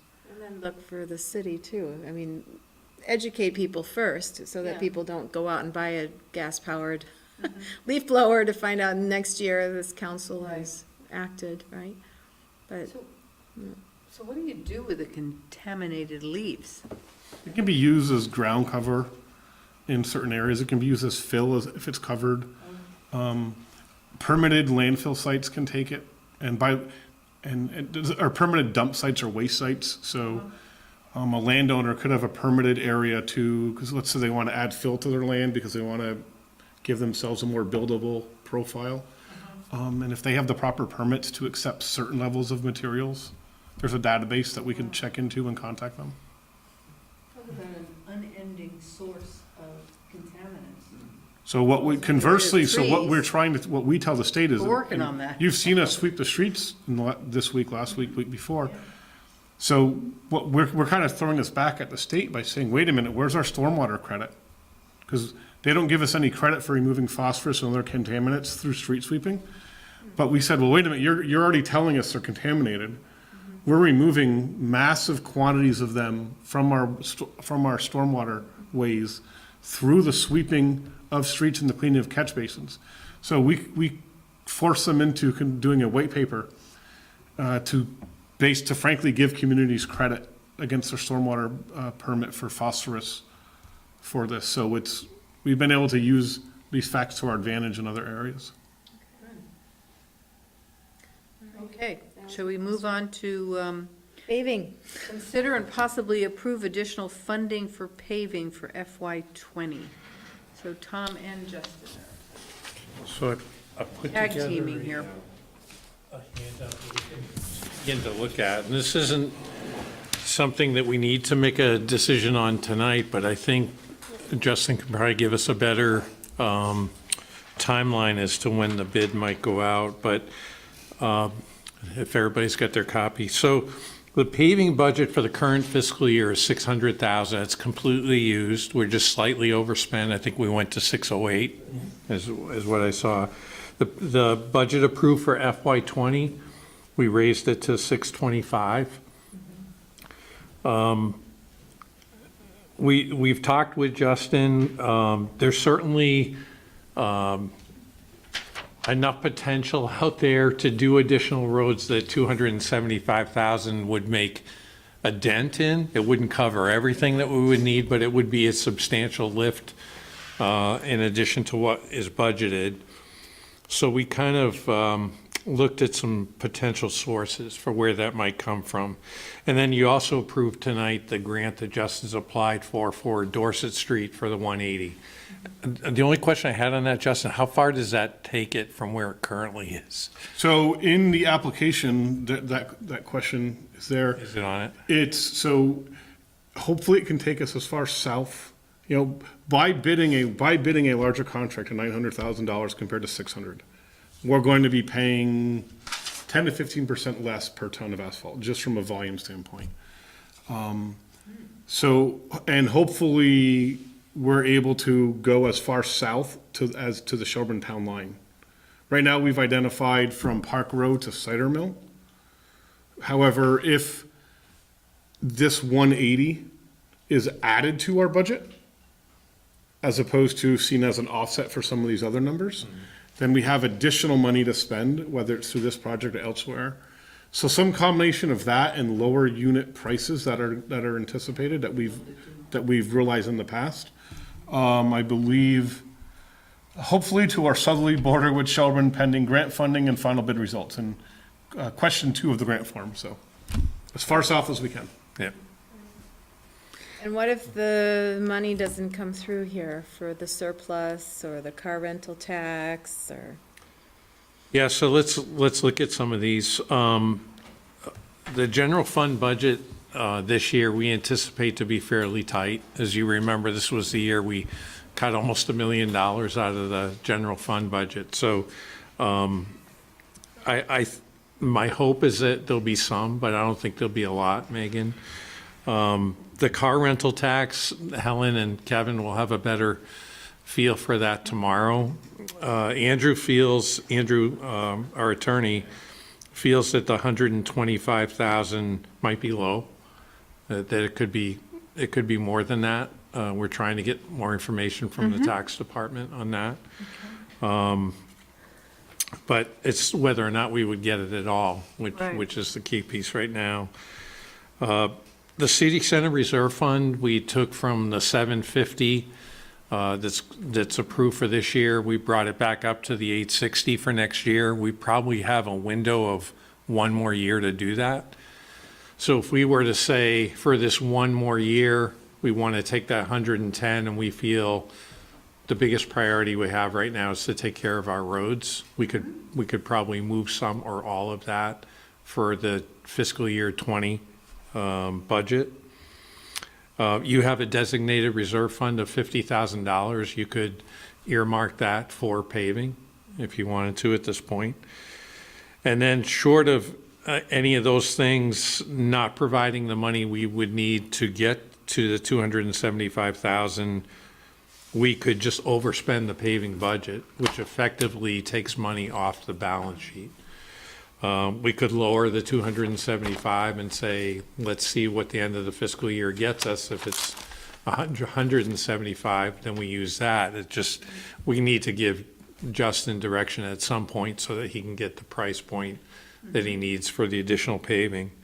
And then we'll, just a final note that I'm sure as we look at the fiscal year 21 budget, that we may be looking to increase it more substantially than the $25,000 per year to get caught up in some of the roughness that this winter has created. So that may be increasing the line item, or it may be that you consider a separate ballot vote for additional funding for paving. So those are options down the road. But I think for right now, these are the kinds of things that would get us to the 275, with the worst case scenario being it would need to come off the balance sheet. The whole 275 would be significant, and I wouldn't recommend that. But if you're able to take up to the 110,000, dedicate the 50,000 from your designated reserve, see what happens with the car rental tax. And if we get the grant, that's $144,000 of unbudgeted revenue. Oh, okay, so that grant could feed into that, because I saw that as an addition to. Yeah, so the way the grant cycle is about 5 months after we set our budget. Okay. So we never anticipate getting these grants. If you remember in a recent budget discussion, we had this large miscellaneous receivable in highway. So we're always getting that money kind of after the fact, just because of our budget calendar versus the grant calendar. So if we get the $144,000, which is 80% of the 180, that 144 could either be in addition to any monies or in lieu of some of the things that. Yeah, so I might have misunderstood you on that, Justin. That's why I'd asked the question, and you said, I think this would be in addition to what. Even if we don't get the grant, we have, we put the budget together without the grant.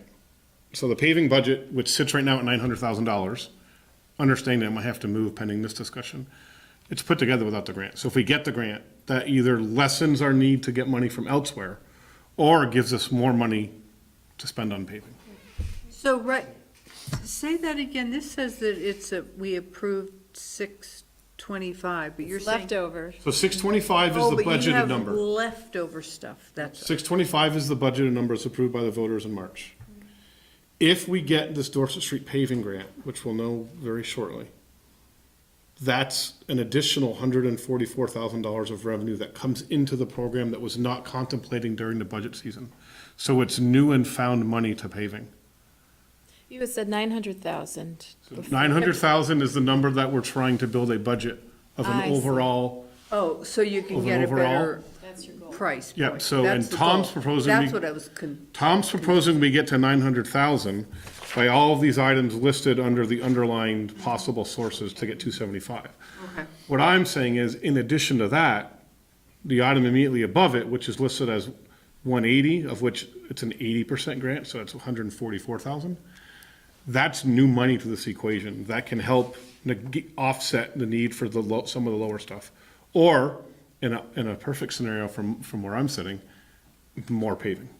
But that would be your decision. Do we need to give you a number, or would we be able just to give you kind of guidance, don't go over, or use your best judgment, or? Yeah, so what are we looking for? we like to have a contract that's bid out to a high degree of certainty, because if you bid on my contract at 900,000, then I tell you a month later upon award it's only 600, you frankly reserve the legal right to now renegotiate your bid, since I've dramatically changed the contract and its quantities.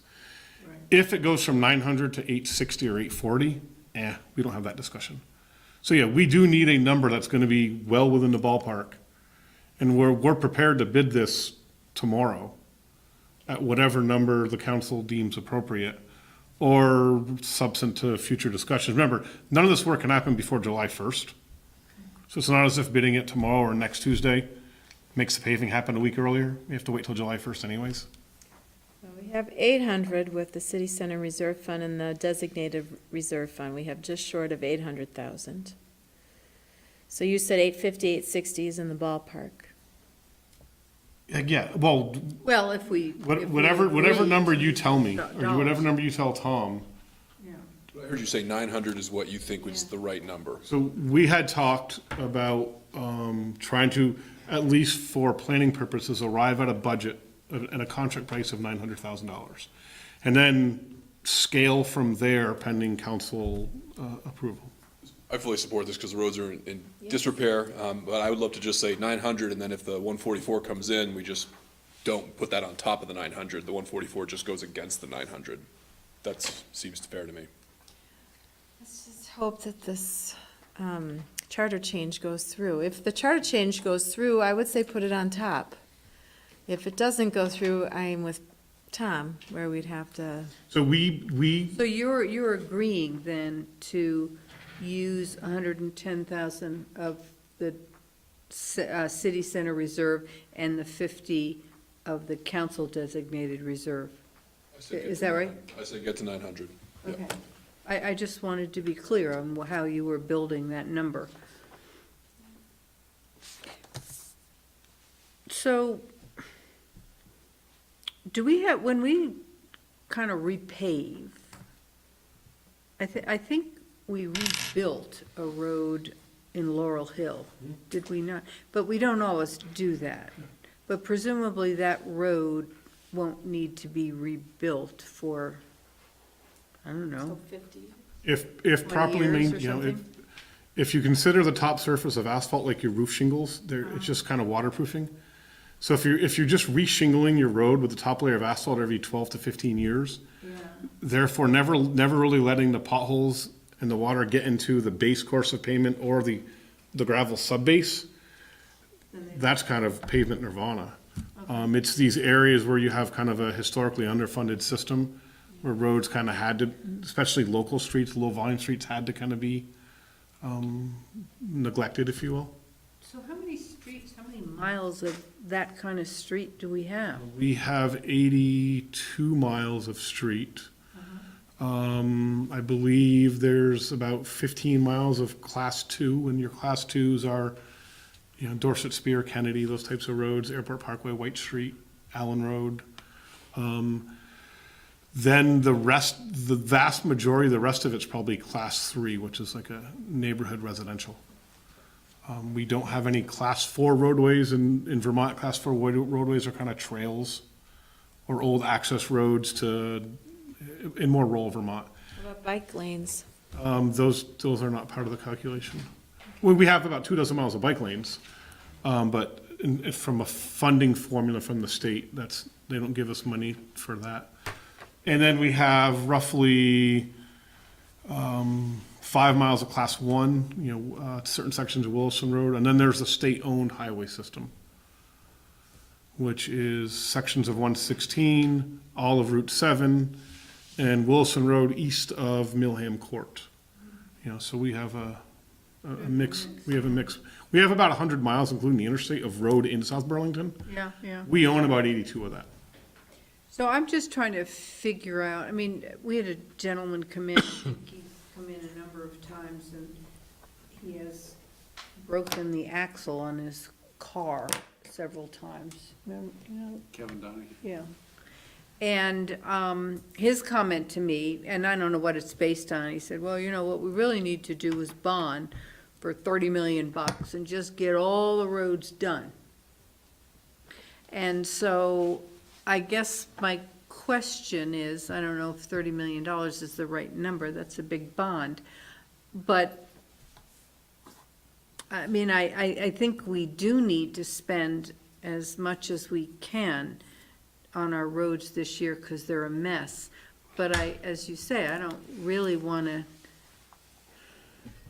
have a policy, if you will, of we put the asphalt on top of a bed that is inferior. So all the so it's roads just that keep we bid doing and the same select, thing. we conduct whatever treatment's necessary. Sometimes you can pave on top of it, sometimes you can grind the road and repave, sometimes you have to do a more substantial rebuild.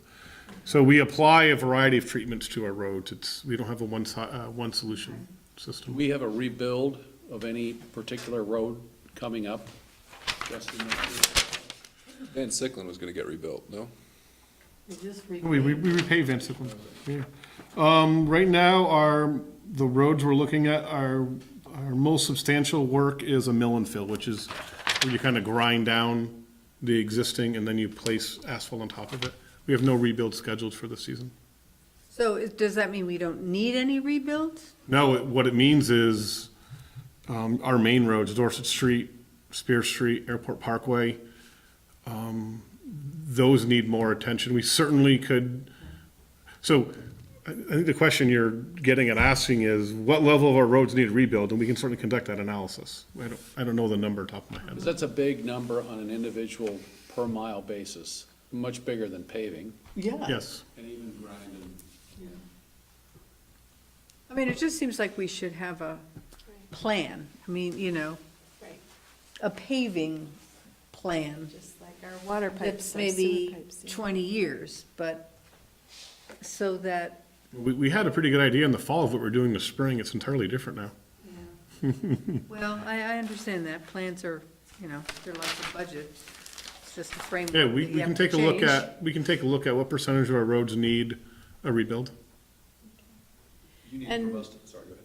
I was gonna just say striping. When does that start? As soon as it's warm enough. Yeah. Okay. There's still that issue of the jog over on Williston Road when you're going towards the interstate. And I've had the suggestion from a public member to have arrows on the ground at the moment of that jog, right there. Follow the arrow to the right. Is that something that we could do? I know you have a sign. We have overhead I know signs, that you we have the overhead arrows signs. further- When the roads are freshly painted, we get complaints and you know, so the real solution is we're gonna make a change to the lane assignment through the intersection in conjunction with the Holiday Inn redevelopment, which will, you know, we're kinda getting over in time here. I won't go into now. But it's my view that you can put whatever you want on that roadway and it's still gonna be a problem to a certain percentage of the folks. We can certainly add it, you know, we have stay in your lane, there's arrow assignment signs. We have signs in the greenbelt.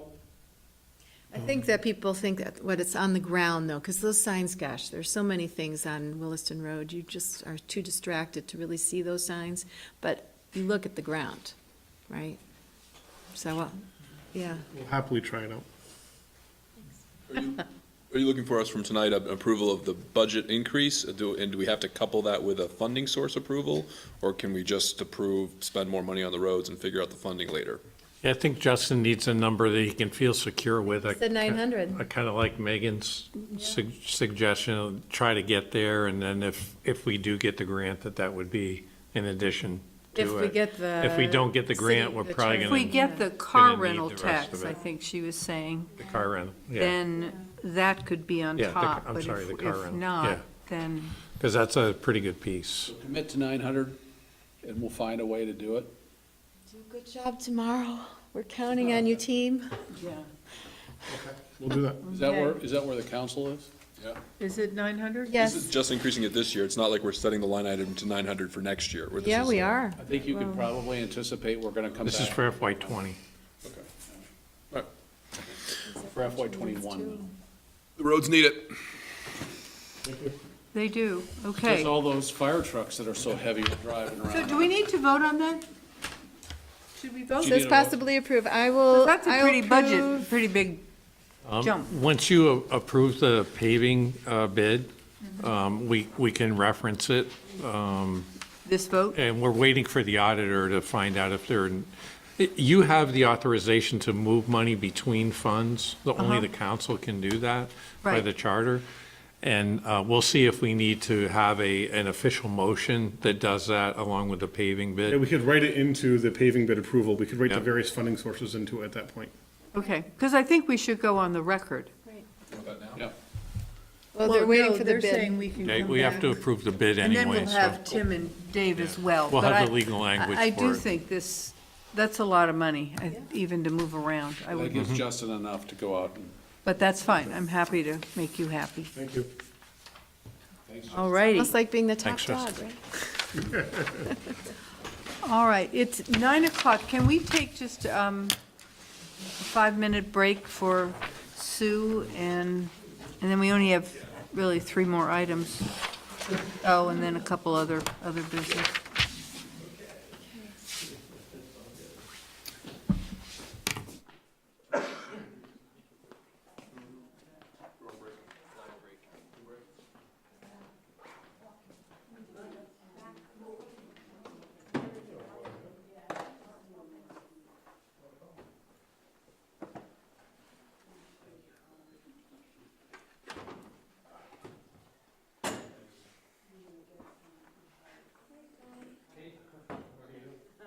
Okay, I wasn't planning to stay that late, but I mean, Justin's stuff, that was like really interesting. Just want to let you know, I had a conversation with John Stetson, that was, kind of put, Tim Doherty told me that he was doing the budgeting for the city hall project, hall library project. So he said, if I had a suggestion for another bidder, really like that, to talk with him. So it was an interesting conversation, because John, he said, well, we want to have three specs. We want it to three specs with 3 different suppliers, well, not suppliers, 3 different manufacturers reps to do as a minimum. And he said, I can't get any architect or lighting designer to do that. And I thought, well, that's surprising, because I always do that, but nobody will hire me, because they all say their engineers will do it. And engineers, manufacturers reps provide it. And then John said he went out to various reps that have some professional reps, which is really frightening, because that manufacturers reps doing inspections without having somebody check it, because they're not gonna get it. Yeah, it's exactly what it was. That's exactly what it was doing. So I don't know if the other, the other alternates that got put in are actually the equivalent of the original. But I did suggest to him, I said, well, you can't have this other supplier do big. And he said, they're not actually working for the rep. So nobody's gonna control their pricing. And he said he was committed to see that. So I gave him all the,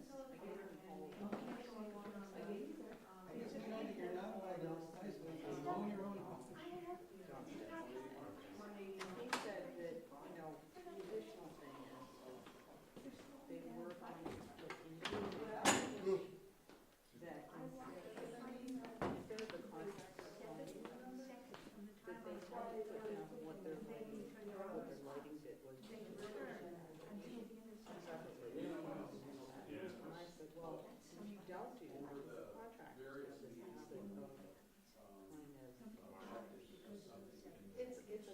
I mean, even the reps will tell you, I'm sure they don't want us to wear a bid.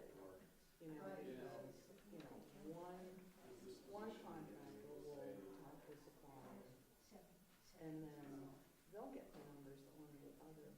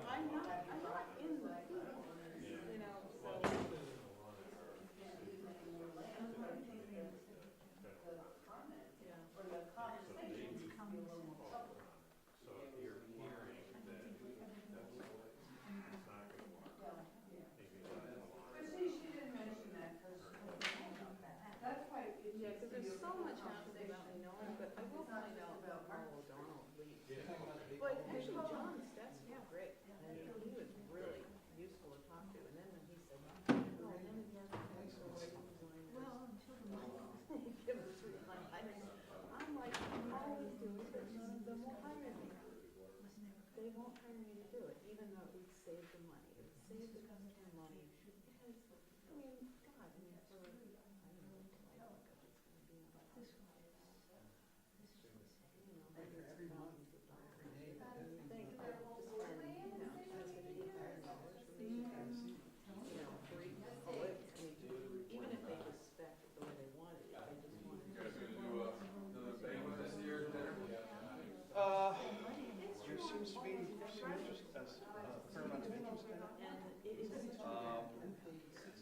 Yeah. It's a racket because owners are not demanding. Taking that up there and the stuff. You know, in the city, they always have unless they have it has legit. Now, in the he's smart. I don't know about that. I don't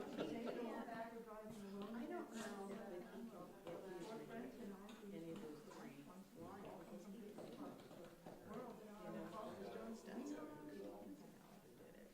It's like, did they send it back and say, is this okay? I don't know. Yeah, who's proving this stuff? And the one thing is, there is because Sharon Associates is the one that often comes in with the lower numbers.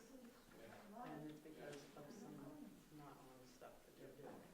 You know, they get the contractors to tell them what the other bids were. And that actually happened on the side of a bunch of years ago, was when I first started in the business. Well, I had spec'd all three lines. And Sharon ended up getting the job. And then we had put into the specs that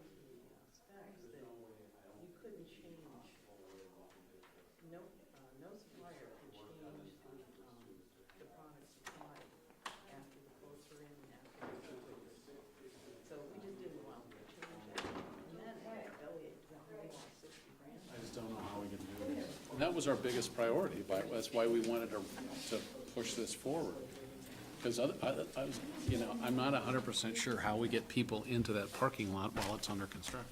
Gosh, there's a huge hole. Particularly kids. But Okay, so why don't we start again? I'd like to reconvene the South Burlington City Council meeting of April 15th, 2019. And we're up to item 15, which is consider and possibly approve the local emergency management plan, better known as LEMP. come on up, Limpy. Lempy? And so Terry Francis is going to limp up here. Our chief. Good evening. Welcome. Everybody.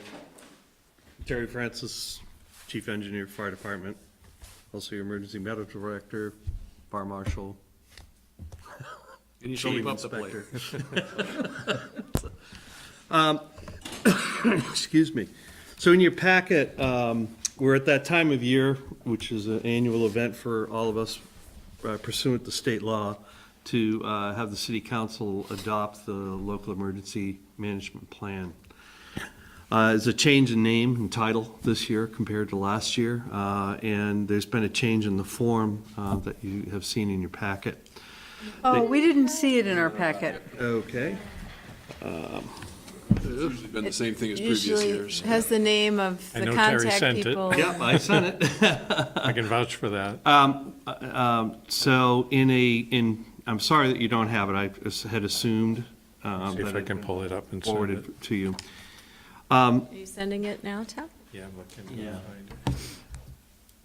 So while Tom's doing that, I'll just continue to speak. So the paperwork that goes along with this, the plan itself hasn't changed substantially at all. It's derived by state statute. It has to be adopted by May 1st of every year by you folks. What they have done with this quote-unquote new form, and the new name of the form is the local emergency plan. What it does is they've actually listened to the emergency management planners, And our input to the state for a few years now is that we need a base document that is user-friendly. That if you need information, it's usually found within the first 5 or 6 pages of the document, and you're not going through a 44-page document to find the telephone numbers and initial action plans to implement your local emergency plan at the Emergency Operations Center. So what it does is it identifies the key players, has their phone numbers and all of that all within the first few pages. Tells you right up front where the shelter areas are, who the contacts are for those shelter areas, what are the agencies that might be needed to assist you, give you the names and phone numbers and backup names and phone numbers for those assets to help you mitigate the emergency that you're involved in. Some of you folks have taken the NIMS program. It was offered by the state a few years ago to give you kind of an overview of how what the National Incident Management Plan is all, National Incident Management System is all about. So anyway, so that's basically what the form does. What I did not include in your packet was the names of the child care centers and the like, because those are all immediately available online and up to date. So did you find it, Tom? Did you get them? Yes, we did. So the first 5 pages, you say, are the new condensed? Yep, you'll see it says Okay, yeah. page 1 and 2 are the initial documents, and then there should be the declaration from the governor requiring this document be adopted. That's sent out by the state every 5 years. And then the follow-on pages are the how you intend to notify people that there's an emergency, what vulnerable populations that you have, how you're going to get in touch with them, and then talks about sheltering at all. And then there's a whole contact information sheet on page 7 that has all of the numbers for the emergency manager or the coordinator to be able to call at various hours of the day to get notification to you folks and to get assets in to help us in a type 2 incident or greater. What is type 2 incident? Yeah, great question. So some years ago now, the National Incident Command System, or the National Incident Management System, decided that the fire services and emergency managers needed to be able to talk a common language, is really what it comes down to. So it's command and control of an incident, and then the number of assets needed to control that incident type is derived by how many resources you need to deal with the emergency. Typically, the fire department last year dealt with 3,700 type 5, 4, and 3 incidents. That means that we're able to handle it with local resources, local assets, and we're not looking at a long-term operational period. When you get into the type 2 and type 1 incidences, Irene would be an example of a type 1 incident. You're having a local jurisdiction is being overwhelmed by the incident. They need outside assets, state assets, federal assets. And then there's a whole system that we can put into play, and we actually literally have a playbook that we can use as a pocket guide. You may remember I have this. one. I Yeah, still have it. Absolutely, and I have it, and mine's pretty worn, so that tells you that I use it. As just kind of a quick reminder to the emergency manager, fire chief, police chief, is what type of incidents they're in, and then how to start that ball rolling to jog their memory is like, okay, you're in over your head, here are the agencies you need to call to start getting more help. And these are the things that you need to start thinking about. Do I need to get people sheltered in place? Do I need to get resources out to folks? Where are those resource storage sites? Those are all pre-planned into this. A water break and we have no water for people for 7 to state asset, National Guard primarily, that's activated by the state, and get water buffaloes out to neighborhoods to make sure that people have drinking water, that type of thing, for example. So that's what the plan is designed to do. It's all hazards mitigation. meaning that it looks at all things, both natural and man-made, and allows us to react to that in a timely fashion. So we're not going, oh yeah, I took that class 5 years ago, what do I have to do now? Yeah, but it's designed to do that, and this is honestly the first time in my career that the federal government's actually listened to the people out in the field and said, hey, how about if we come up with a much simpler form? And that's what they've come up with this local emergency management plan. So tonight, potentially, there's some communities that are dealing with rising water and Yes. some flooding. So they would have pulled together their team. Yep, they should have at least contacted each other by phone. I know down south they're having some issues right now. I was actually talking to Chief Brent and Barry. They were looking at what they call an actionable warning issued by the state, by the National Weather Service and Vermont Emergency Management, saying that the river is getting to a stage where you really need to start thinking about action. And that, in that point, they pull out their plan and say, okay, we know where our flooding areas are, just like we know where they are in South Burlington, and they're few, thank goodness. It's like, okay, we know these are our hazard areas. If we need to move people, let's get them moved now. Let's not wait until it's knee-deep water and going up to your hips.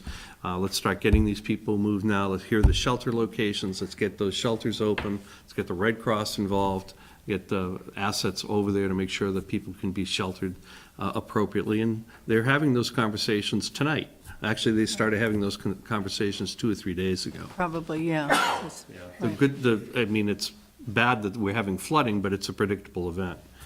The more challenging events are man-made, because oftentimes they come without any kind of warning. Local weather can be very challenging for us. I know a couple of years ago, we had a squall line that came through with high winds, 60, 70 mile an hour winds, 3 inches of rain. In my community where I live, the road I lived on was cut off. There was no getting around it. We had high water on both sides and the roads were gone. And that happened in 40 minutes. Wow. Now, the squall had been predicted, but the severity of the event was not well predicted. They couldn't. Right. It developed over the lake as kind of its own little microsystem and came through the town like the hammers of hell. And we all adapted and got stuff done and got roads repaired in a very short period of time, and people went on with their lives, as it should be. And that's because they used their local emergency management plan to resolve all of those issues.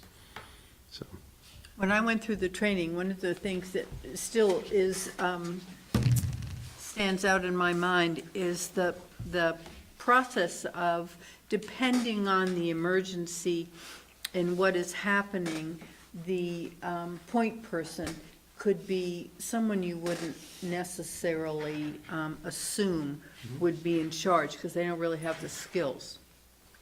They may be the city manager, but what does he know about? Probably not, though. Probably, it wouldn't. No, I'm saying, Yeah. Right. you know, one might might think, assume. oh, Yeah, yeah. but it could be, that- you know. the Somebody's out of assumption town. Might be, Yep. but there's a whole list, and it sort of happens almost organically, and people don't say, well, that's, they don't feel like, well, I'm supposed to be doing that because I'm the police chief. But they really kind of organize it in a way that isn't that sort of bureaucracy junk where it's like, Right. well, we got to make sure that his feelings aren't hurt because. Yeah, and it really is a team. And you really put the right person in, and I play think to that's the- what you helps play to it the make it strength of work. the members, yeah, Right. absolutely. It's very comforting to know that. Good.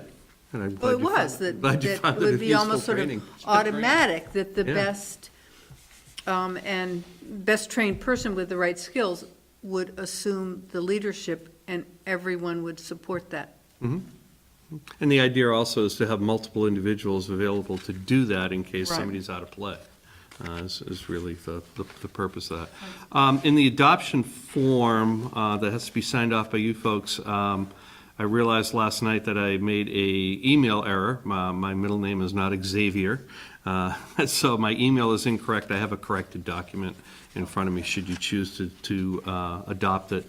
It has to be signed off that we have the NIM system and that we that the city manager has your authority to adopt the plan. And if you choose to adopt it tonight, it gets sent off. The state has actually already seen this. Again, this is bureaucracy actually working correctly. The state CERC people, state emergency response people, have done a great job. Max Kennedy in particular, and I'm drawing a blank on the other person's name, Dan Albrecht, has been very proactive in making sure that the emergency managers and coordinators have the information that they need. They've already proofed this, have come back with some suggestions and recommendations, and they assure me that once you folks adopt it, it'll go into be adopted by the state as required. Were there any questions? Not about the plan. Did you forward the email to Chief Francis and get back to the Steve and Monique Trono, who wrote to him? What was the issue? Let's see. I have it here. It's with regard to the F-35 crashes. Oh, yeah. Yeah. Terry's. Yeah, I'm sorry, I didn't hear all of that. You had a question about? Yeah, I was just checking to know if you had seen this email Yeah. that was intended for Yes, you. about the F-35s in Yeah, response? and the toxic fumes. Yep, Wondering yep. how, the plan to react to that. This might Yeah. be something that fits into that. It does, and actually fits into the airport and VTANG's emergency plan.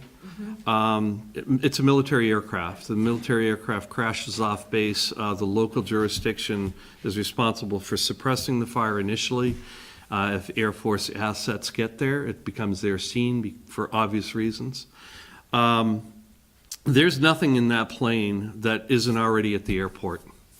And I think that's something that people don't understand. There's composite materials. All of those materials are already in aircraft that land here every day. The F-16s had it. The aircraft does not cause me any great concern about extinguishing a fire. A fire is basically four things. It's called the fire tetrahedron. You take away one of those legs of the tetrahedron, the fire will go out. No smoke is good for you, whether it's a house fire, cigarette smoke, or smoke from a burning F-35. None of that smoke is good for you. In fact, there's far more toxic smokes in a car fire than there is in the plane, believe it or not. Magnesium being one of the worst that's commonly found in your car. There's magnesium in your car, the wheels and the engine blocks and all of that have this material in it, and a fair amount of it. That smoke is extremely toxic, and you do not want to be in it. And that's why we're always yelling at people, and encouraging people to stay out of smoke. It is not good for you. There are chemicals in it, known carcinogens that will cause you great harm and can be tetragenic and mutagenic. Tetragenic meaning if you're of reproduction age and you get it in your system, you'll pass it on to your offspring. But is the cigar okay once or twice a year? Not really. Got your answer, Tom. Yeah, or the fire pit out back. Yeah, it's, and we've had that as a common complaint. We're coming into that season where we have people saying, people burning branches out in my backyard and I can't breathe. Well, people have the right to fresh air, so stay out of smoke. And I don't mean to be glib. I'm not being dismissive of the person's concern, but it's, the fact of the matter is there's nothing in that aircraft that we can't handle. If there happens to be weapons on the, whether cannon shells or missiles or whatever is on that thing, that's an ordnance problem. We will be evacuating area because we don't want to be around in case it cooks off, and that would include moving all of you as well. So in answer to the person's question, should there, and Well, they want to know if there's a plan that can be made there is a public. plan, absolutely. It has been made public in the past. The airport's emergency plan is well known. I don't know when the last time that Air National Guard released their emergency plan, but I know that they've had one for well over 50 years. Because ever since they had airplanes up here in like 1945, they've had an emergency plan, and that includes off airport. So typically they'll respond within about a 15-mile radius of the airport. That historically has been the most challenging area for any type of aircraft, whether it be military or civilian. Takeoff and landings are usually when they run into problems. But you don't know if the Air Guard's plan is public or not? I don't know. No, I reached out to Chief Bill Hartz from the Air National Guard Fire Department. He's in South Africa right now. I woke him up.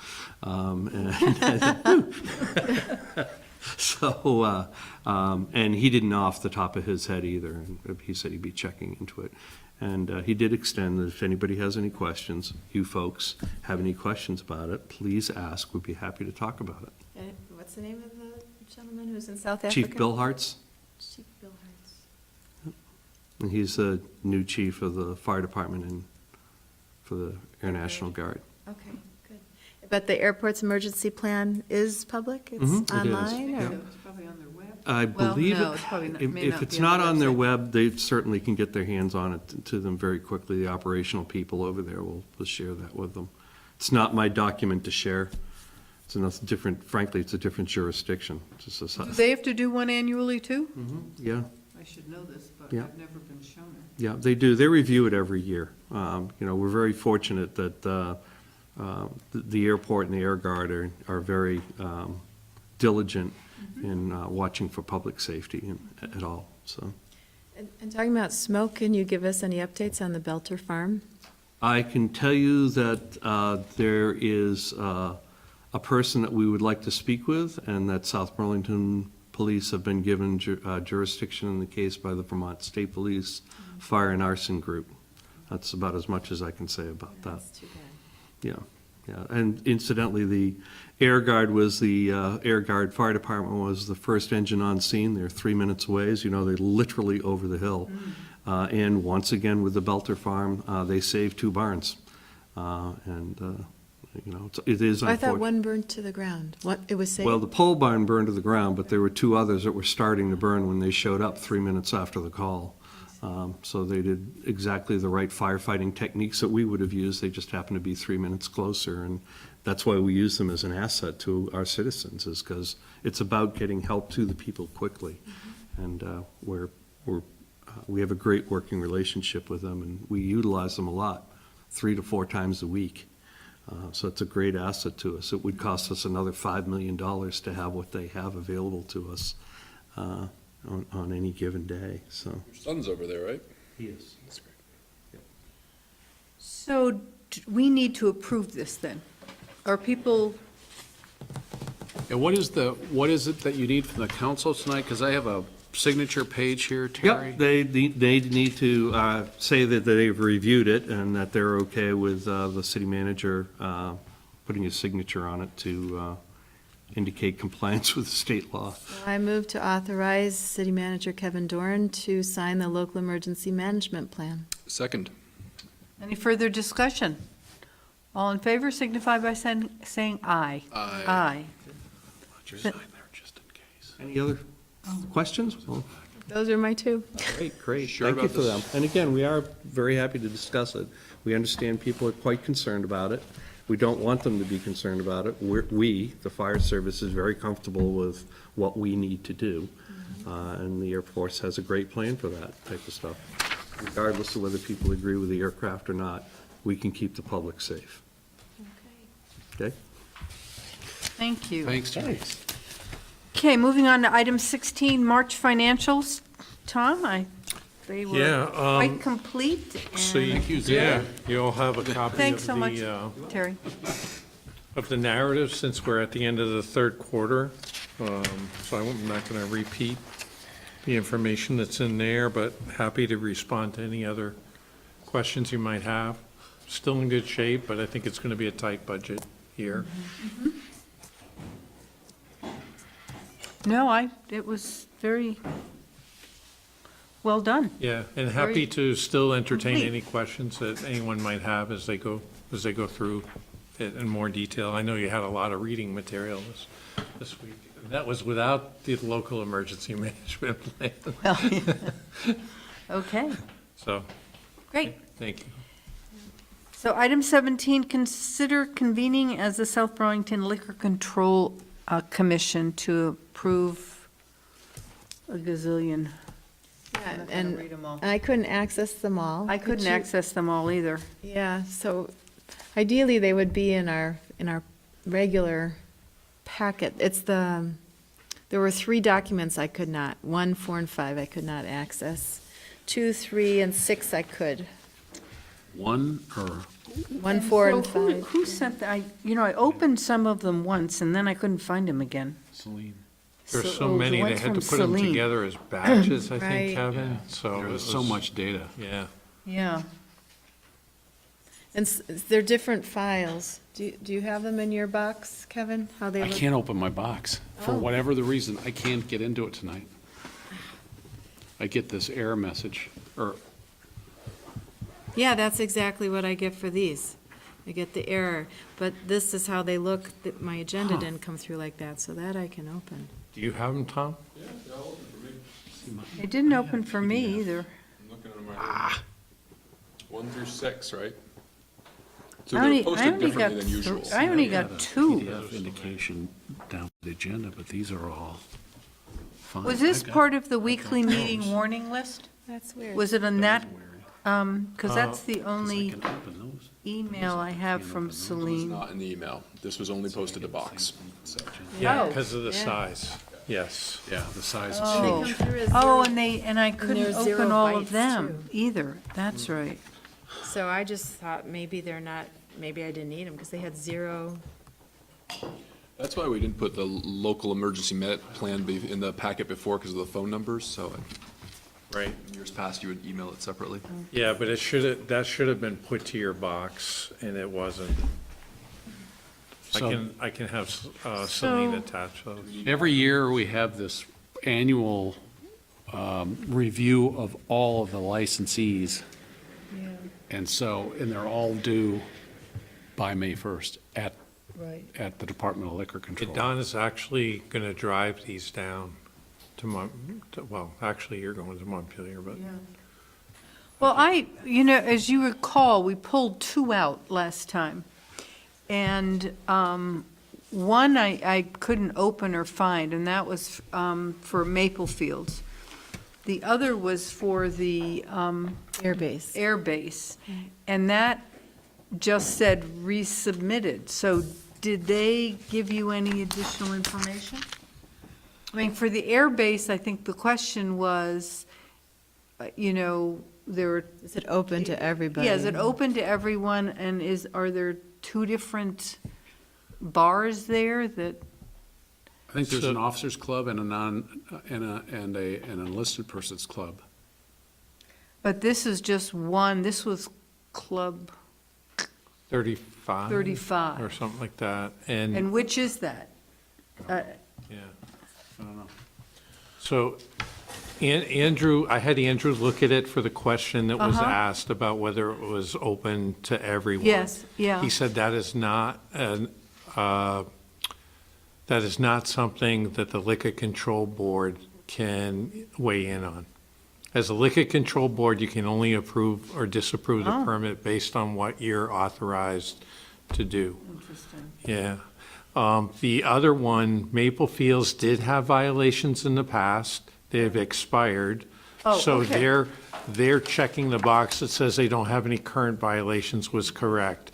And Donna's office checked on that one. Okay, that's what I So that was assumed, but I gr- didn't know. And they credited your memory that you remembered that, which was amazing. for It all the is, ones you she's see. got Well, there was a got pretty steel long trap. So list. there is violations. a statute of limitations Okay. that clears them. Good, okay. And they're currently cleared. Oh, good, so Yeah. they're haven't been speeding lately, that's great. Well, that comes with Yes. age, slowing down Yeah. your driving. All right, well, what's your pleasure? Need a motion to go Whoever into- can, how Oh, do we you have feel, to, Tom? we have to go into, Yes, I move that we enter the Liquor Control Board. Second. okay, all in favor? Aye. Okay. You saw them all, Tom. Yes, I did. Read every single one carefully, so, I did. I didn't catch anything concerning, but if you have till May 1st, we already are expanding our meeting next Monday. No, I think you have to be approved by the state by May 1st. Yeah, I think Yeah, Dawn I is think- literally driving these Or down we're tomorrow. taking them tomorrow. I don't have any concerns, but I did not scrutinize these to a degree that I stand up in a court of law and say, We have either Ed Spooner or the chief of police signing off Right. on the ones I see anyway. Yeah, they've all been inspected and they've all, by a member of the fire department. And it's been signed off by the police, so. Right. I'm comfortable with approving them. Okay. I'll move to approve all of the liquor license presented. Second. Okay, there's no further discussion? All in favor signify by saying aye. Aye. Aye.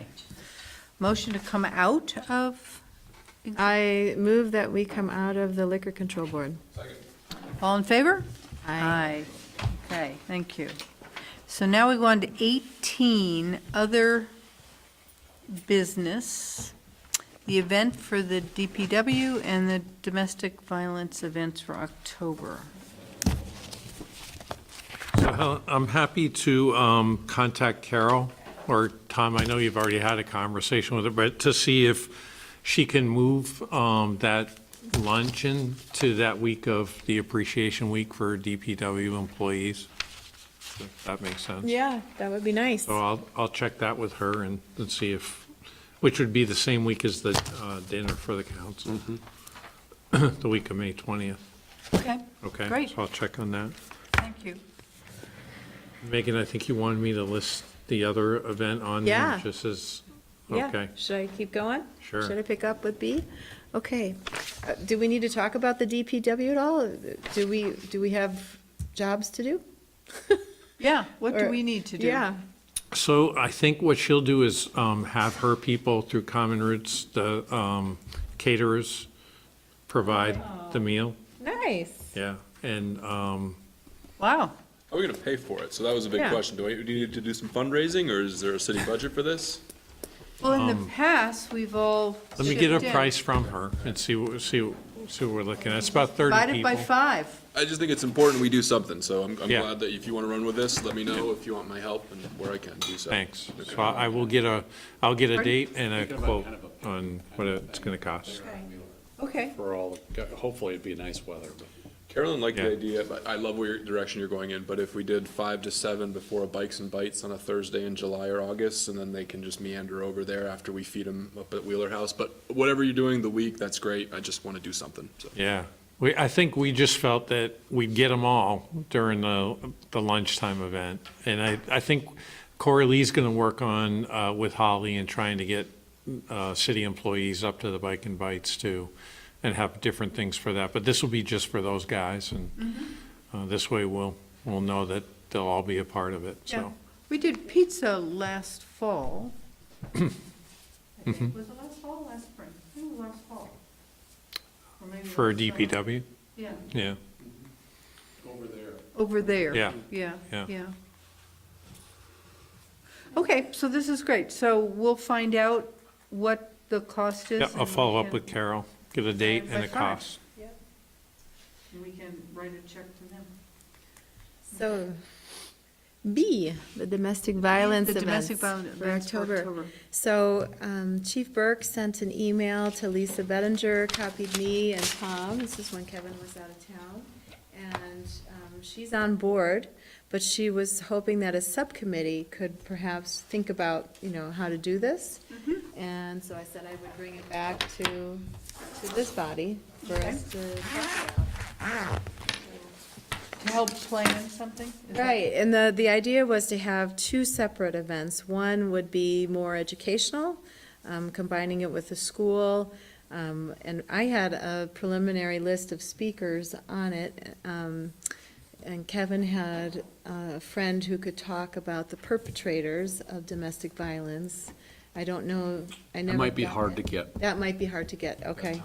Yeah, I can look into it. Okay, but I'll have to, look into it. And then the second event would be more those circles of healing that Lisa does so well with people who have perhaps, suffered due to domestic violence.